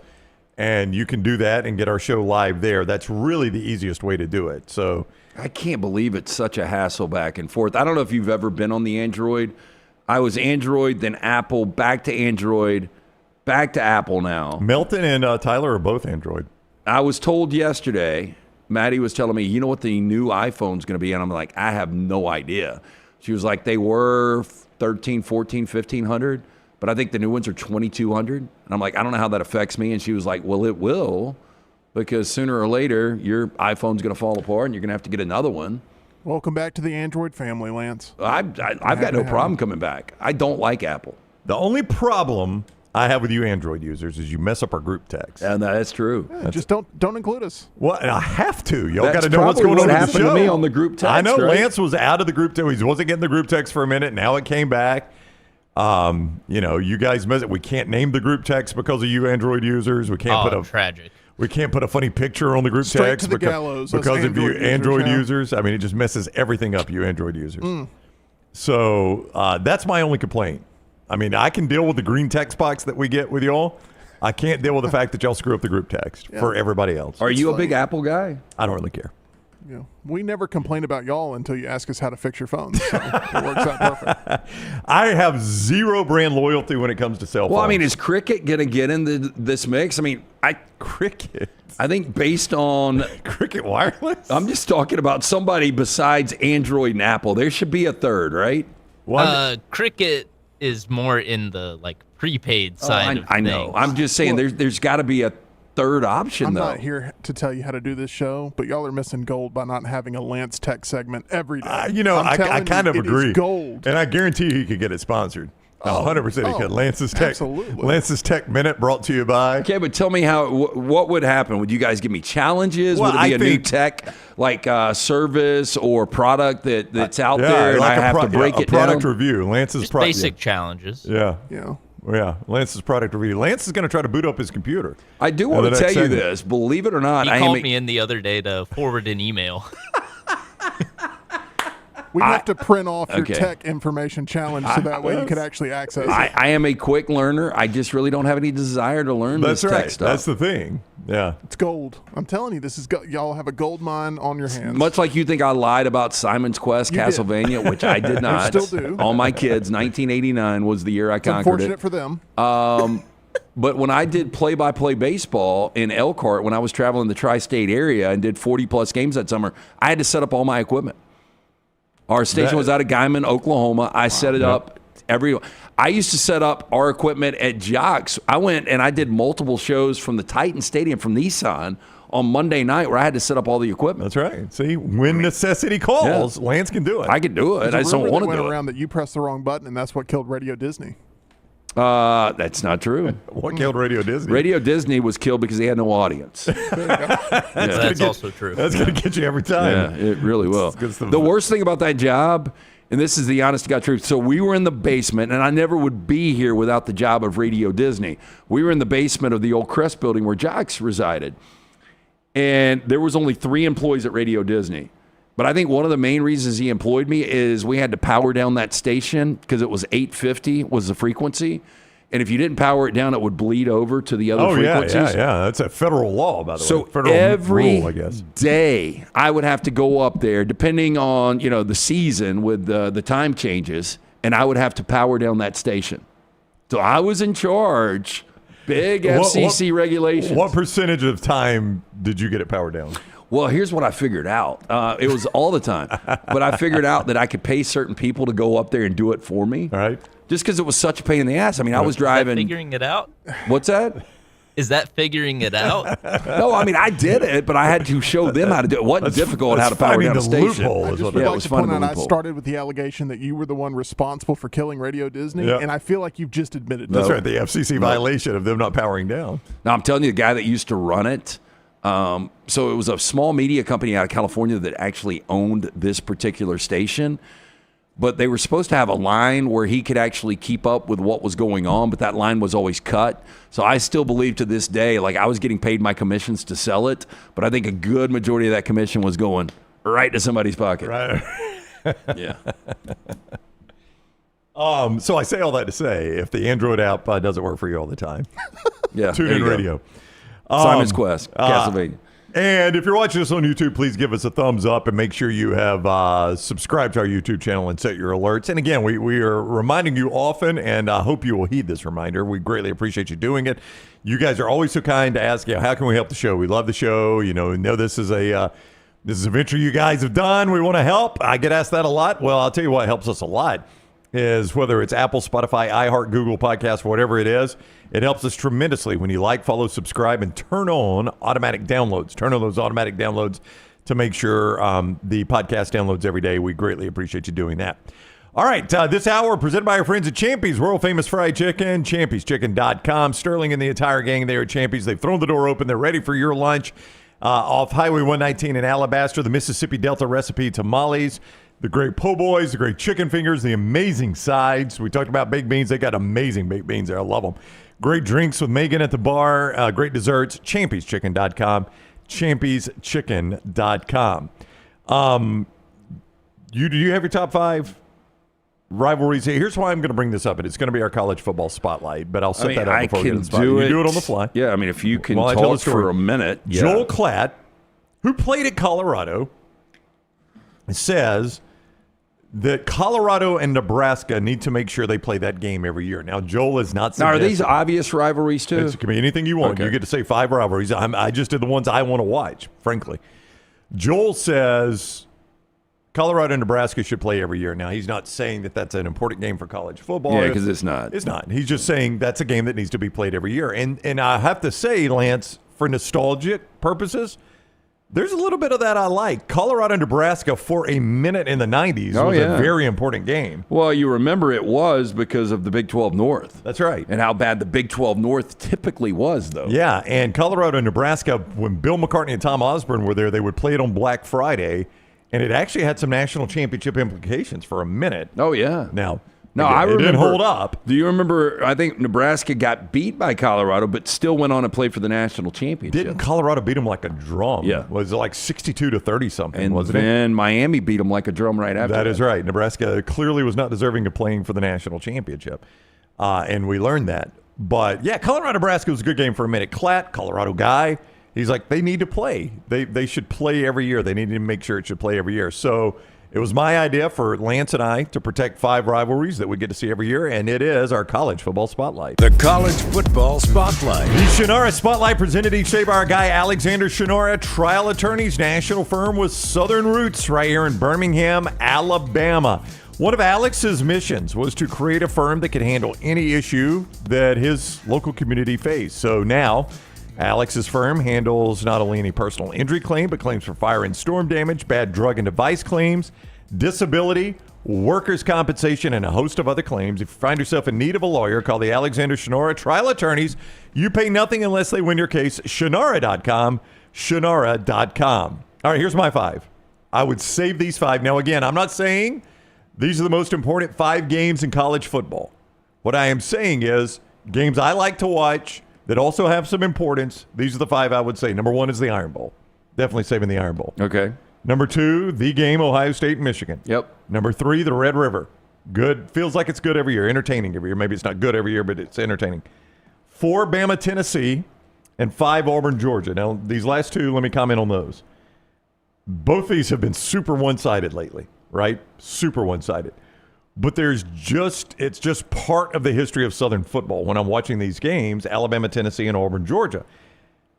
And some would say I'd go Alabama, LSU over Alabama, Tennessee. That's fine. I get that. It just feels like, Lance, the Bama-Tennessee game's the start of fall for me. When Alabama and Tennessee play, I feel like we're in fall. I think that is more here, though. I know, no doubt. No, This is a personal list. Okay. So these are the 5 I would say. I went more for the big picture and what college and more football of the landscape. Yeah. So number 5, I've got Notre Dame, USC. We've talked about this rivalry. We'll see what happens after this year. I am hoping, fingers crossed, just because of the brands and because of the region. Yep. I hope that stays together. A&M, Texas. I was going to go Texas, Oklahoma, but just because of where this rivalry is right now, coming back last year for the first time. Yeah, I hope it gets good. I thought about putting it on there, but one game just was not particularly good, and I hope that rivalry gets heated and good. I wouldn't have this on there if we haven't been part of the... I know. I struggled with this one. Well, just at Floribama and what it means to, the Army and Navy people just right there. So I can't even imagine on a bigger... grand scale, and obviously what that just means for our country, right? I know Army Navy is important, but I mean it's really not important to the grand scheme of college football. It really isn't. Michigan, Ohio State, Alabama, Auburn. Yeah. I mean those. I think almost nationally, if people did that, and a lot of people in the chat room like, okay, I thought I was supposed to do the ones like you were talking about to save college football. I think a lot of people are going to have Iron Bowl and Ohio State, Michigan, number 1. I think those are widely regarded as the 2 best rivalries in college football by just about everybody. Now, we need Auburn to get better. We do, but, And with that said, Alabama needs to, get better. Bobby protected these 5. Army, Navy, number 1. Iron Bowl, number 2. Michigan, Ohio State, number 3. USC, Notre Dame, 4. And then he went 5A cocktail party, 5B Red River shootout. Cocktail party is just one of those that has never done it for me. It's just so boring. And I don't like tell the venue. me the most exciting cocktail party game you can remember. And the only thing that jumps out to me, and I don't remember the score. See if it's the same thing. It was when Mark Richt was completely out of character and let everybody on that team go nuts in the end zone. That's the. But was it even a good game? I don't remember. Other than the Lindsey Scott play, which was an amazing play in college football history, but that goes all the way back to 1980. Yeah. Other than that play, the most memorable part of that rivalry for me is that celebration penalty. I just remember it's just a bunch of blowouts. I don't remember any exciting, like the Iron Bowl, and even to a degree, Michigan, Ohio State. The Iron Bowl finish is just. I don't know another rivalry where you have that kind of drama, especially the games played at Jordan-Hare, and with the repercussions at stake. Yeah. Yeah, the Jordan-Hare games of the Iron Bowl are just like insanity. Yeah, and okay, so the ones in Tuscaloosa, like the comeback, that was insane crazy, game. But the rest of them have been blowouts. I mean, you had the 2014 game that was up and down the field, but Alabama ended up leading that game by 20-something points in the second half, and Auburn came back kind of late. It made it a little more respectable. Auburn had led earlier, to be fair. But Bama covered because I had Auburn in the over that night. Did have the over. The over was an easy cover. I can't imagine what the total was in that game. But the rest of the Bryant-Denny Iron Bowls outside of the comeback have been no good.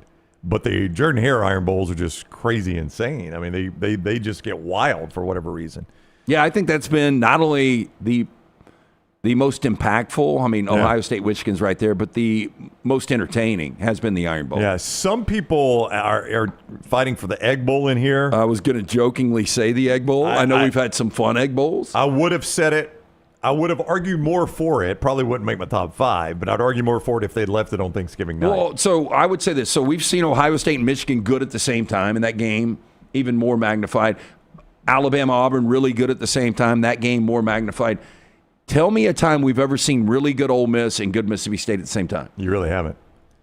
Like, I think the best they were at the same time recently was the one where the player pretended like he was peeing like a dog. No, I say that. Both coaches got fired after that game. So how good were they? Yeah, not good. Both coaches got fired, didn't they? They were equally bad. Yeah, I guess so. I guess they were at least close. Lance, I really don't know. I don't know the answer to that question. Sturgill says, call me whatever, but Army-Navy is only on because it's the only game. Could not care less. I like what the game stands for. I like what it means. I like the pageantry, but we talked about it the other day. If it were played on week 10, you'd never watch it. Yeah, and look, I think it was Joel Klatt that said we need to play this to kick off the season. Like, the only other place I think you could put it would be early in the season, but I like the standalone where it is. Yeah. I do think it means that much more. I'm 100% with you. Rusty, Iron Bowl, Ohio State, Michigan, Egg Bowl, third Saturday, which is Alabama, Tennessee, for those that don't know the history, and Red River are the 5 I look forward to watching the most. Yeah, I do agree with you on Alabama, Tennessee. It just feels like fall. Yeah. And that's the first time you would see the leaves. Yeah, that's right. There was, something really, really nostalgic about that. And Bama, LSU. And those used to be great games, too. I guess they've gotten to be good games again, though. Bama, yeah, they have. Bama, they've been very entertaining games the last 3 years. Bama LSU was just another game, kind of, until Sabin really flipped it around, and then Miles versus Sabin. Before Sabin, though, when Sabin ironically was at LSU, Auburn LSU was such a good Auburn rivalry. LSU was a much better game. Yeah, that was the weird thing, is Auburn LSU was a lot better. Yeah, and that was kind of the gateway to winning the SEC West back in the day. Yeah. Auburn LSU actually was a much more meaningful rivalry until Bama and LSU both got nationally good at the same time under Les Miles and Nick Saban. So that's why I went Bama Tennessee in front of that. Auburn Georgia is just one of those great history games. I just enjoy watching the game. It has not been great of late. Auburn gets destroyed just about every time they go to Sanford Stadium. It has been closer at Jordan-Hare, but they still can't find a way to beat Georgia on a consistent basis. Georgia has owned that rivalry. But Uga trying to bite the Auburn player. Come on now. That not is Karsten Baker. Bailey. It was Baker. Yeah, Robert Baker. Iconic. Yeah. Because didn't Baker do a few years in the pen after that? I believe Robert Baker, the touchdown maker, became Robert Baker, the license plate maker for a minute. Yep. But I hope he's doing okay now. Really old rivalry. Really old phrase. I don't think they do license plates. Is Robert Baker still in? Couldn't tell you. Who was the kid that used to be a former quarterback, ended up playing linebacker at Alabama that did time? Oh, Jimmy Johns? Yeah, No. I think that's right. Is that right? Yeah. Sherman Williams did some time, and I think he's now coaching a high school team in Mobile area, if I'm not mistaken. Well, I think the Jimmy Johns is a really good story, too, I think. Yeah, no, I think he turned his life around. I don't know what he's doing now, but I think post-prison he turned his life around a little bit. Rusty says LSU Florida has been more of a rivalry the past few years. That's been kind of a crazy game for whatever reason. That's a Johnny-come-lately rivalry, LSU and Florida, but it's become a good one. MM says Alabama is LSU's rival. LSU is not Alabama's rival. That's 100% the case. You ask LSU fans one game they could win on their schedule, they're going to start with Alabama. You ask Bama fans, they're almost all going to start with Auburn. Some of them are going to say Tennessee, and just a few would say LSU, if any at all. Jay Bake says, don't forget the battle for the belt, Troy and South Alabama. Who's UAB's biggest rival, Milton? Memphis still? In Battle football? for the bones. Battle for the bones. Yeah, Memphis. Yeah. Look forward to that one every year, back do in you? the same conference. I personally do not, because it's going to be a beating for the most part. So A beating. Especially if it's on the road. Yeah. As you like to point basketball out. or football. Yes. Hey, UCA Urology Centers of Alabama remind you that your urological health is so critically important to you. Do not sleep on your urological health. Make sure you stay updated. Everything from kidney stones to prostate, all of that covered at UCA Urology Centers of Alabama. Find a location near you, 205-930-0920. That's 205-930-0920 or urologycentersalabama.com. Don't wait too long. As you've seen with President Biden, early detection can be key in some of the urological cancers there. So make sure you stay on top of that with Urology Centers of Alabama, 205-930-0920. And with the weather heating up, our friends at Hemp Hill Services there to make sure you got everything you need. Yeah, and those new HVACs, $1,000 off, plus 0% financing. Call Adam, Chad, Andrew, the guys there, 205-229-2090. Hard to stop a train. Trust the name. Birmingham has trusted since 1954 for all of your plumbing, heating, and cooling issues. Any of those arise, 205-229-2090 or hemphillservices.com. Daniel says UAB's biggest rival is the Board of Trustees. That's a very good line. We have heard that. Very good line. By the way, Jimmy Johns was in prison, cocaine distribution, Okay. 13 months. According to this article from the Tuscaloosa News, Since his release, he has made himself into a reliable father, husband, highly successful car salesman, a mentor who speaks to school children about life choices. That's the way the system is designed to work. And he's a college graduate now. So thank God. Yeah, I remember him graduating. That was the one thing I didn't remember. That's awesome. Yeah. So for him, thankfully the system worked and he corrected his ways and looks like he's become a tremendous contributor to society. So that's a credit to Jimmy Johns. I'm glad to hear that. The guy was a good player at Alabama. Bobby says, don't forget the 86 Auburn-Georgia game when they turned the sprinklers on the fans at Jordan-Hare. Do you remember that as a kid? Yeah.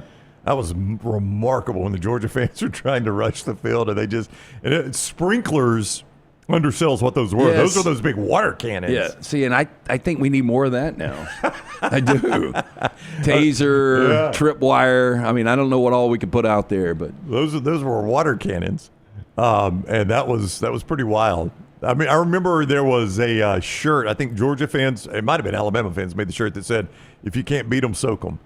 And I remember that shirt going out. That's when you made those game, shirt for every big win or whatever. Would that be a little different if you had that shirt for the Holy War? Deep dive joke right there, but if you know the reference, that's really, really good. All right, we will do some trash next when we return on the Next Round. Thank you for joining us. Make sure you follow us on all social media at Next Round Live. It's the Next Round presented by Bud Light. Easy to drink, easy to enjoy. We do the show from the Birmingham Racecourse Casino Studios.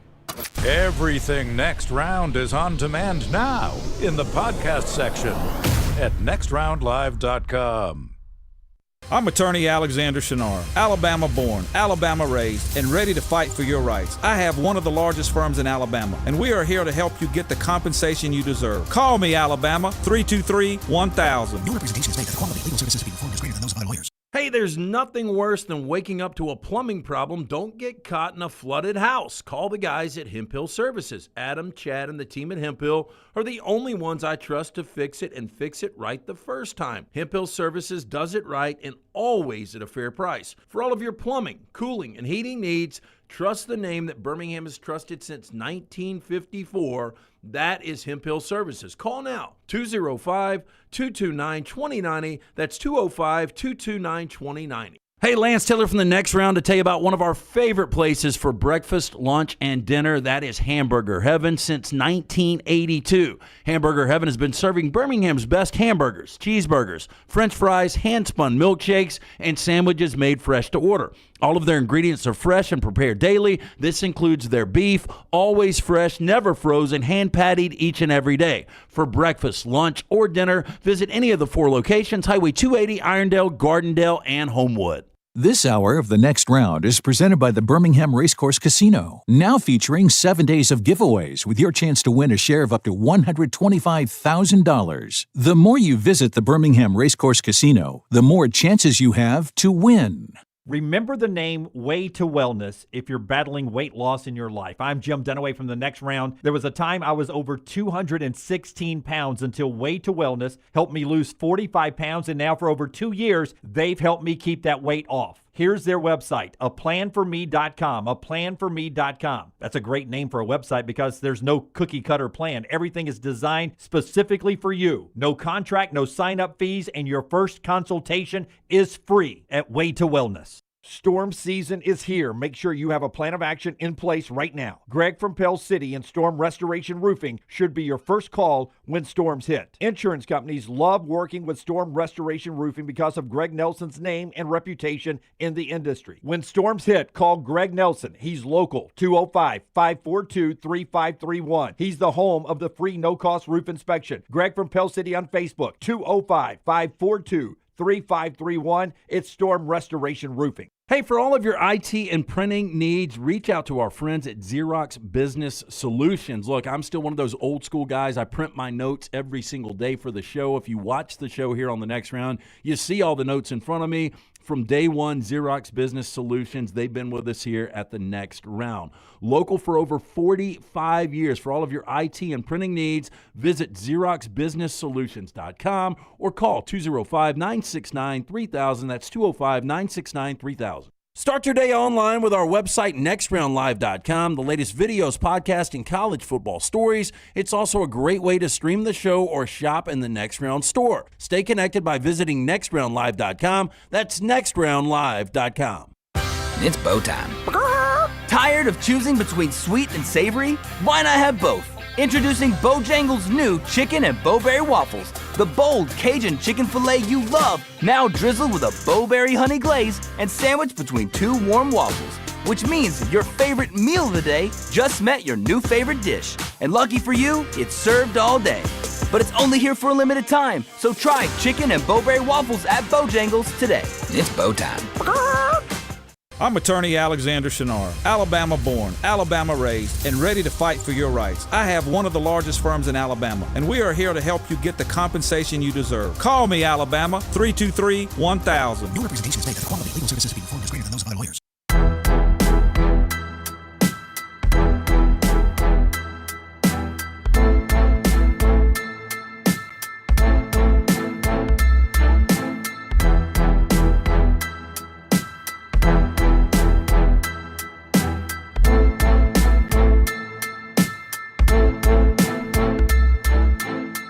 Bryant says 94 Auburn, Florida, straight fire. Fantastic game. That was an upset led by Patrick-Knicks at the Swamp down in Gainesville. I think it ended a very long. In fact, I'm going to speak out of school here a little bit, but I think I'm right about this. Auburn ended a very long home winning streak for Florida in that 94 game down at the Swamp. And I think Florida did not lose another home game until Alabama ended the streak in the 99 game down at the Swamp. I think those are the two losses Spurrier had there in that stretch. I could be wrong about that, but I think I'm right. It might have just been a conference win streak, but I think it was just an overall home win streak.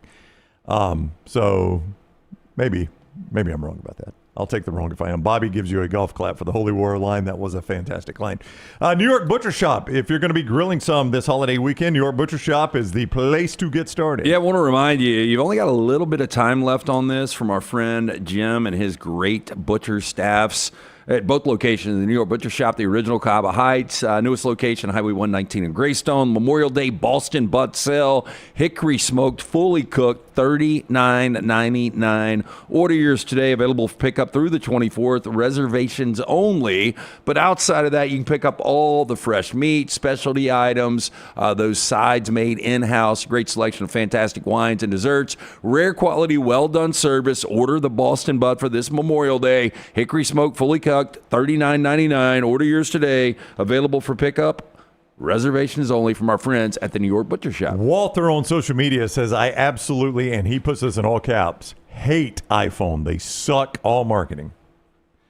I just think I ask very little out of a cell phone. Doesn't really matter to me. Like, I don't even know what model iPhone this is. Yeah, I don't know what model mine is. And, people talk about the camera and the functionality. I don't know what all that stuff is. Don't care. Yeah, I don't either. I'm not a professional photographer. If I take a photo, it's normally to send to someone as a joke, right? Like, or I take a photo of somebody, something I want somebody to see. I'm not taking photos with this thing to hang over the mantle.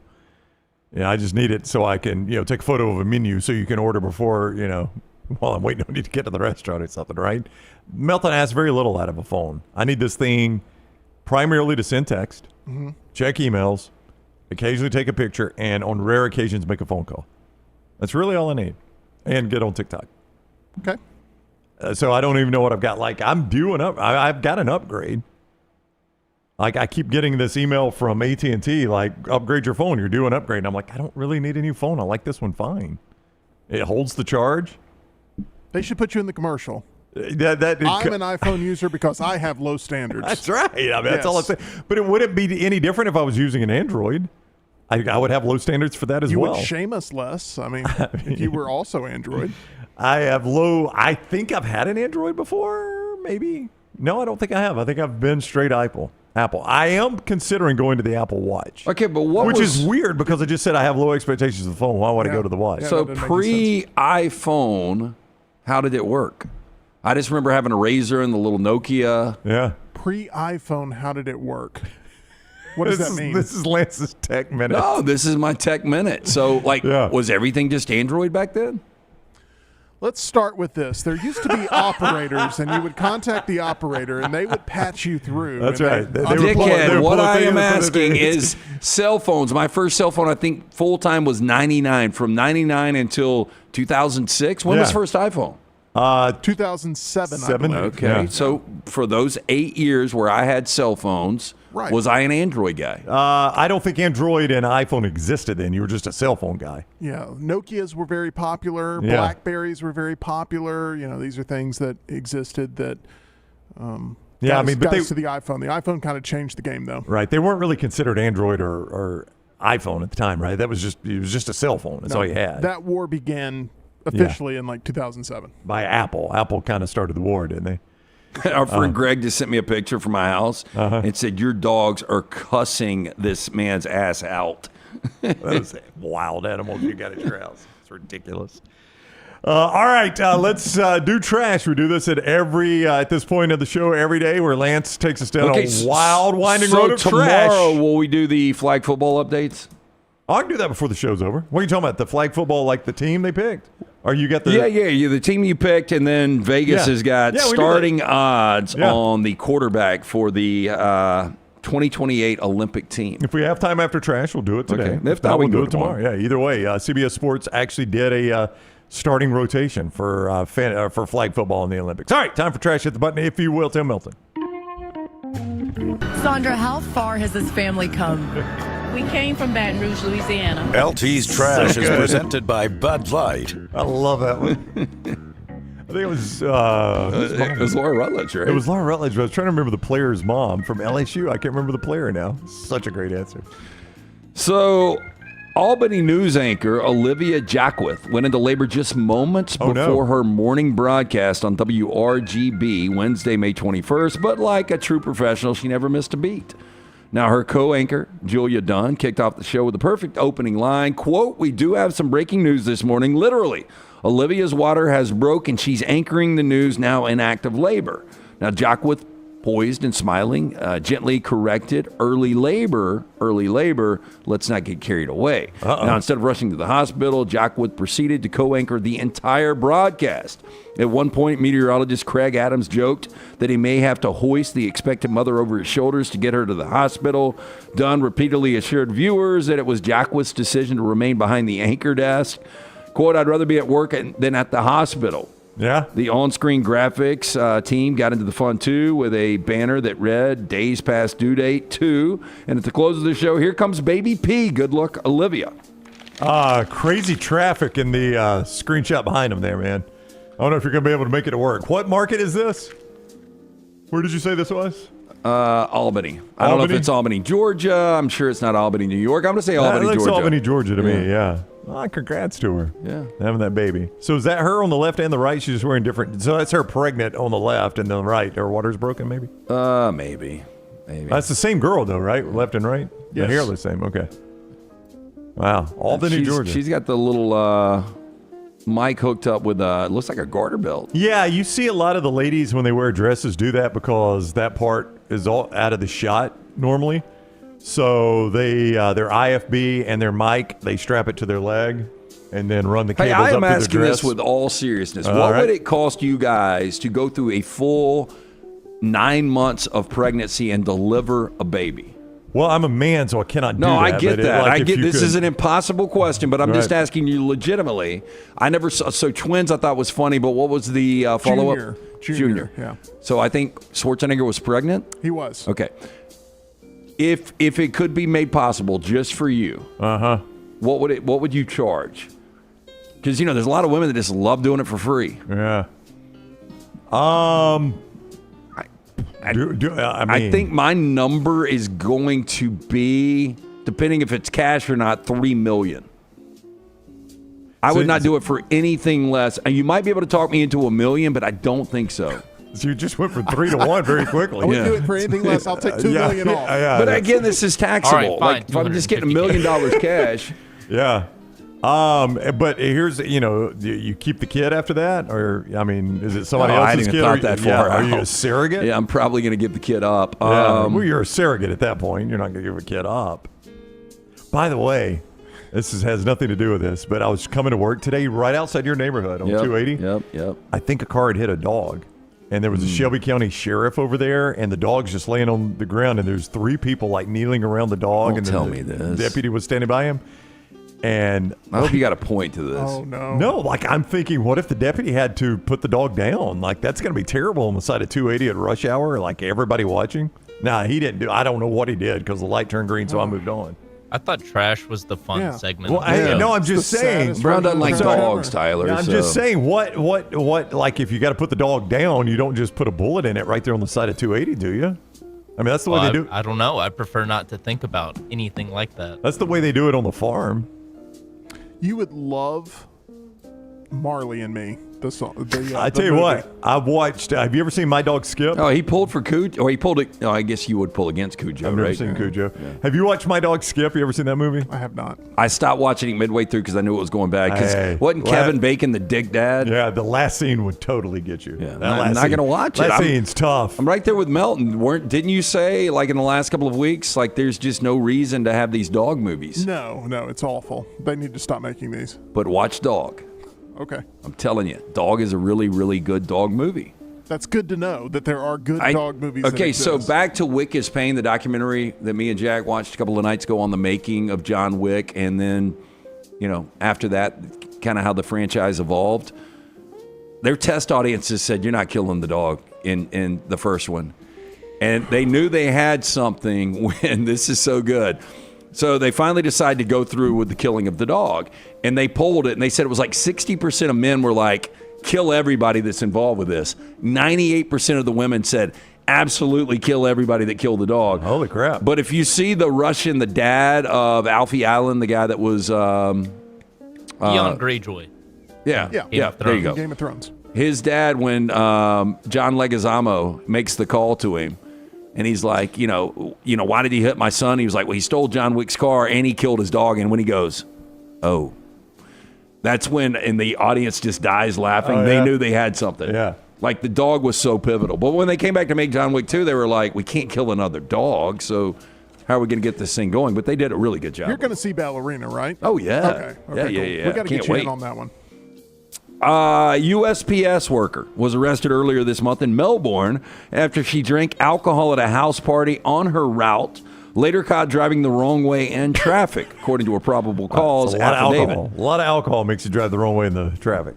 Postal workers usually don't look like her, do they? They don't. There's a lot of watermarks on that, and it's a mugshot, and she's been drunk, but I think cleaned up. She'd look okay. Yeah, I think she probably would. Yeah. Caitlin Dye, 33 years old, arrested April 12th on a charge of DUI. According to the affidavit, Melbourne police were notified that a USPS mail truck was driving in the opposite travel lane, and the driver was throwing plastic cups out of the vehicle.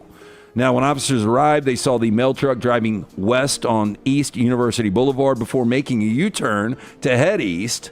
They said it was swerving in and out of its lane, traveled on the opposite lane. Officers pulled over the mail truck and said Dye, quote, appeared confused and disoriented. Officers conducted field sobriety exercises and said her results were, quote, indicative of someone under the influence. Now, police questioned Dye, who said she was delivering to a home on Riverview Drive when she was invited inside for a party. Dye told police she drank 2 shots of vodka before she was pulled over. I know exactly what happened here. She pulls up. One of the guys sees it on the Ring doorbell. Holy hell. Oh, that's a good-looking postal worker. Let me run out and grab this package. I didn't order pizza. You seem hot out there driving this mail truck around. We got something to cool you down. It's not the only package that needs... never mind. Nah, you're starting to get it, Melton. It's quite a parcel you have there. They also asked her about the cup thrown out of the vehicle. She said it was just water. She used it to swish in her mouth to not smell like alcohol. Oh, okay. Yeah, at least she admitted to it. Yeah, that's true. Morgan asked if it was a pineapple party, perhaps. Perhaps. You never know, Morgan. I mean, she is crossing the yellow line on that bottom shot, isn't she? I mean, she's not sure which lane she's supposed to be in, officer.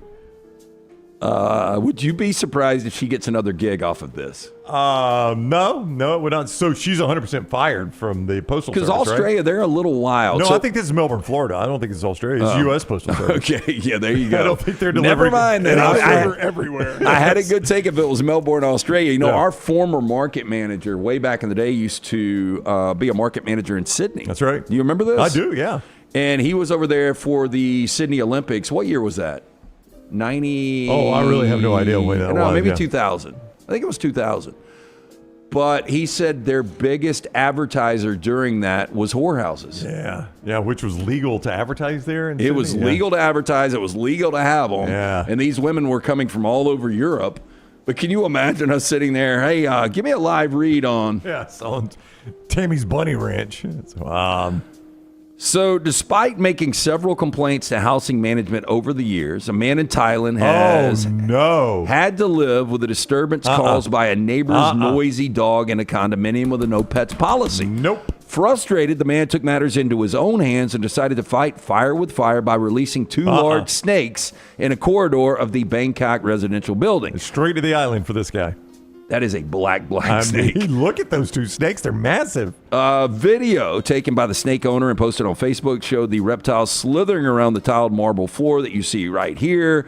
The man went on to say, quote, "Today I brought two. Tomorrow I'll bring more. Yeah. I could not carry the bigger one today." The owner also reportedly sent a message in a resident chat group. No description on whether or not there were some androids in the group, asking whether others should bring their cats and dogs out to play. The man went on to say, quote, "My pets want to show their love by hugging your dog so tightly they won't be able to bark."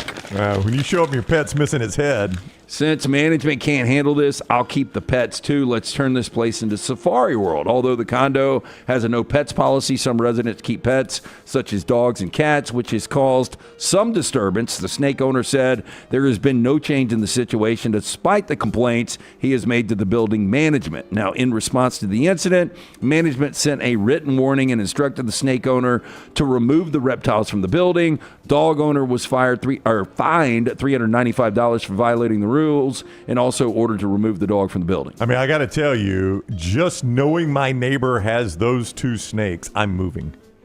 I am out. New building for me. I mean, that's just... Yeah, I'm not a snake aficionado, but if I saw the black one and I'm in Bangkok, I'm like, is this like a black mamba? Yeah. I don't know what that is, but it's got that pointy head, so it's poisonous, right? Venomous? What do you say? Venomous, not poisonous. Venomous. I don't want either one of these near me at all. No, thank you. Like people say, "Oh, it's a rat snake." I'm like, yeah, it shouldn't have been in my yard. So forget about Formula One, the Dakar Rally, the 24 Hours of Le Mans. Something a whole lot more exciting coming to the Indianapolis Motor Speedway this Friday, the 23rd. 6 examples of the Wienermobile will race against each other in what has been called the Weenie 500. Oscar Mayer sending 6 Wienermobiles to the track for the first time. Not just any old track, same circuit that will host the sold-out Indy 500 on Sunday. Winner will be crowned after just 2 laps of the 2.5-mile-long oval. It's going to take forever. Oscar Mayer told the drive, the same men and women who drive Wienermobiles across the country will race in it.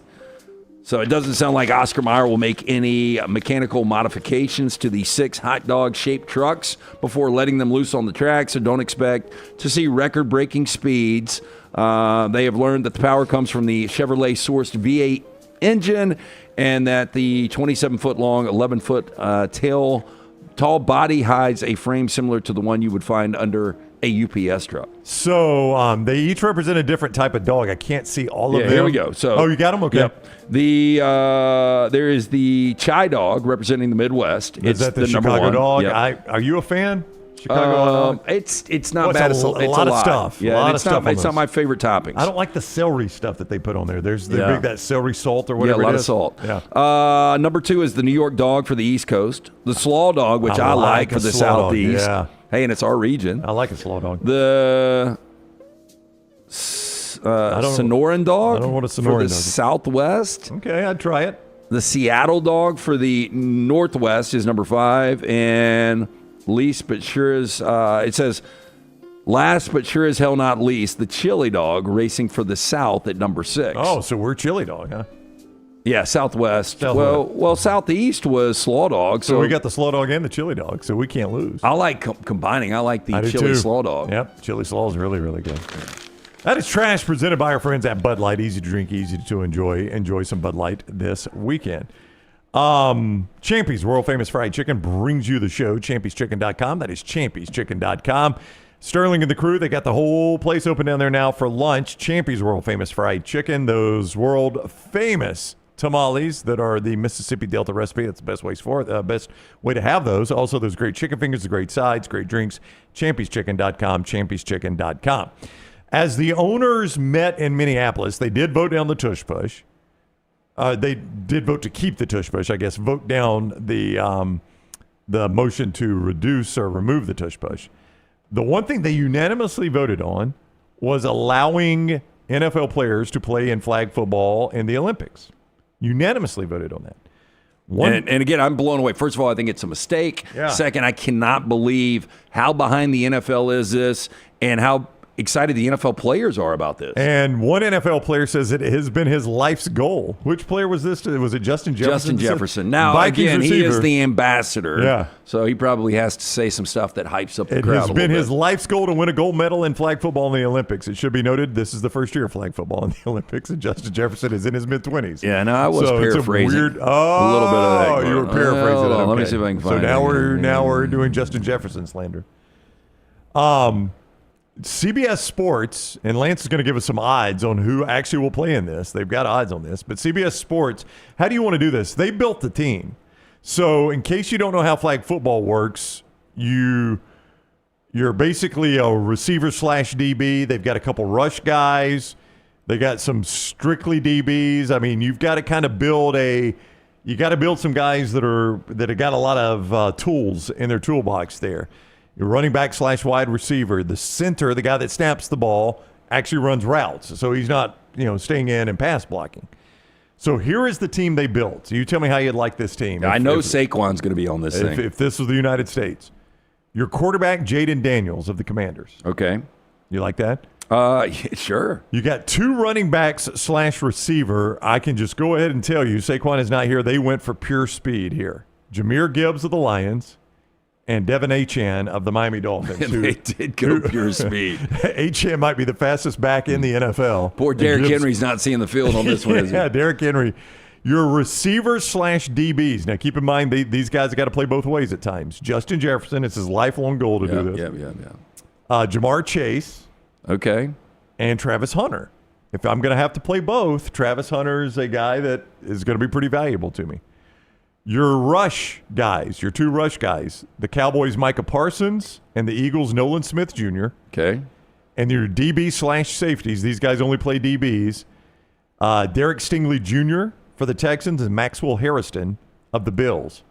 If you're keeping score, by the way, LSU pretty well represented on this team with Derek Stingley Jr., Jamar Chase, Justin Jefferson, and Jaden Daniels. A lot of LSU guys on this team. Okay, so here it was. He is the global flag ambassador. Quote, I'm just at a loss of words. Just to think about the chance of playing in the Olympics, getting a gold medal is a dream. Just reverting back to being a kid, watching track and field meets, watching basketball win the gold medal. That's something that as a kid I always wanted to be a part of, but football wasn't global. So now that we're expanding the game, we're going more global. It's pretty cool. I think it's going to be phenomenal. Actually, a different quote there. So he did not say what we gave him credit for saying. He did dream about a gold medal. Hear me out. He's already won an Emmy this week. Let's make Nick Saban the coach of this team. He'll win a gold medal as well because you guys could coach this team and they would win a gold medal. The team I just gave you, I could coach easily to a gold medal. I could assemble the team. I don't even know the rules. Don't have to. Do you think the best flag football team in the world that's been playing together for 10 years could stay on the field with whatever team they put together? No. If I give my team a chance to practice, like they know the rules, here's what we got to do in practice, no. That team I just gave you would dominate. Okay, so here are some numbers that have been put out, betonline.ag. So Team USA is minus 300. Rest of the world's plus 200. I mean, I think that seems like low odds. Yeah. Like I'll lay $300 to win $100. We don't know who Team USA is, right? Will a current college player be the starting quarterback? No, minus 400. Yes, plus 250.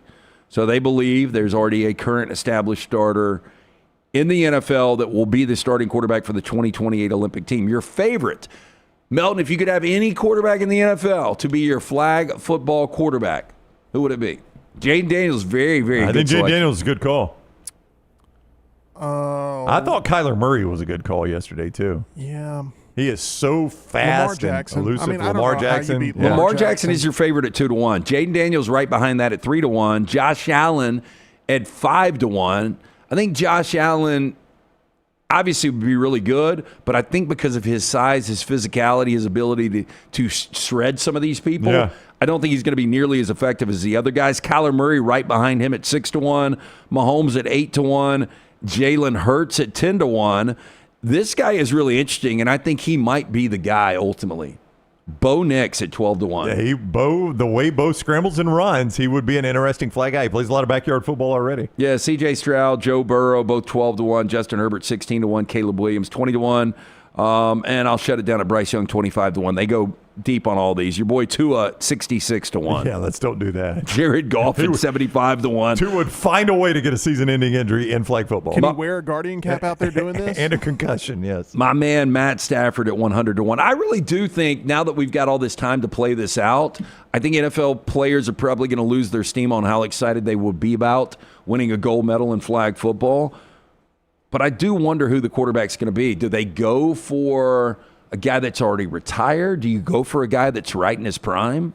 And I really don't think it's going to matter. Yeah. They're going to go collect the gold medal is what it's going to be. Break the internet if Michael Vick ended up getting this he would have been position. phenomenal in his prime. He still would win the gold. Is there any way you can say no if Tom Brady was like, I want to win a gold medal, I want to be your quarterback? You can't say no, right? You can't say no, but he's a terrible flag quarterback. Guy who runs like he's towing a piano. He's 250-1 to be the starting quarterback. Yeah. Aaron Rodgers 500-1. He'll make you wait until opening ceremony. That's true. Our Bojangles Tender Moment of the Day as we wrap up, a reminder of the big college football news. From sweet to heat, Bojangles has 7 sauces that will add a little extra flavor to every bite. Nothing pairs better with the sauces than hand-breaded tenders. If you're looking for sweet, try honey mustard. Add some tango barbecue. Heat, try creamy buffalo or peach honey pepper. Smooth and creamy, house-made ranch, jalapeno ranch, or classic Bo sauce, ready and waiting. Head to Bojangles right now. Order some of those hand-breaded tenders with your favorite sauce today. It's Bo time. The big college football news today as we wrap the show. We talked about it at length earlier. The college football playoff, after 1 year, looks like it is ready to change. Go to straight seeding. Teams 1 through 4 in the committee ranking. That's your top 4 seeds. So we agree that's a good change. We showed you how it would affect the college football playoff. Another thing we may talk about as this develops tomorrow, what's going to be the reaction when the top 4 seeds are always SEC and Big Ten teams, which is going to happen more often than not, I would say. I think people are going to fall in line, those people being the Big 12, the ACC, and the Group 5. Take their money. They really don't have anything else they can do. Take the money and run, as Steve Miller once famously said. Thank you for joining us. If you've been with us on YouTube, please give us a thumbs up. Make sure you have subscribed to our YouTube channel and set your alerts so you know when we're live. Share us on social media. Follow us on social media at Next Round Live. And all you on the podcast, anybody, go to Apple, Spotify, iHeart, Google Podcast. It helps us tremendously when you like, follow, subscribe, and turn on automatic downloads. Please do that for us. We greatly appreciate you doing this. All right, we'll see you tomorrow, 9 o'clock. The Meltdown is at 2 this afternoon. Before that, on the Disrupt the Media channel, you'll get a little bit of Pennant Grace, Ush, and EG talking some Braves on this Thursday. That's coming up at 12:15. Set your alerts for that as well. Thanks for joining us. We'll see you tomorrow on the Next Round.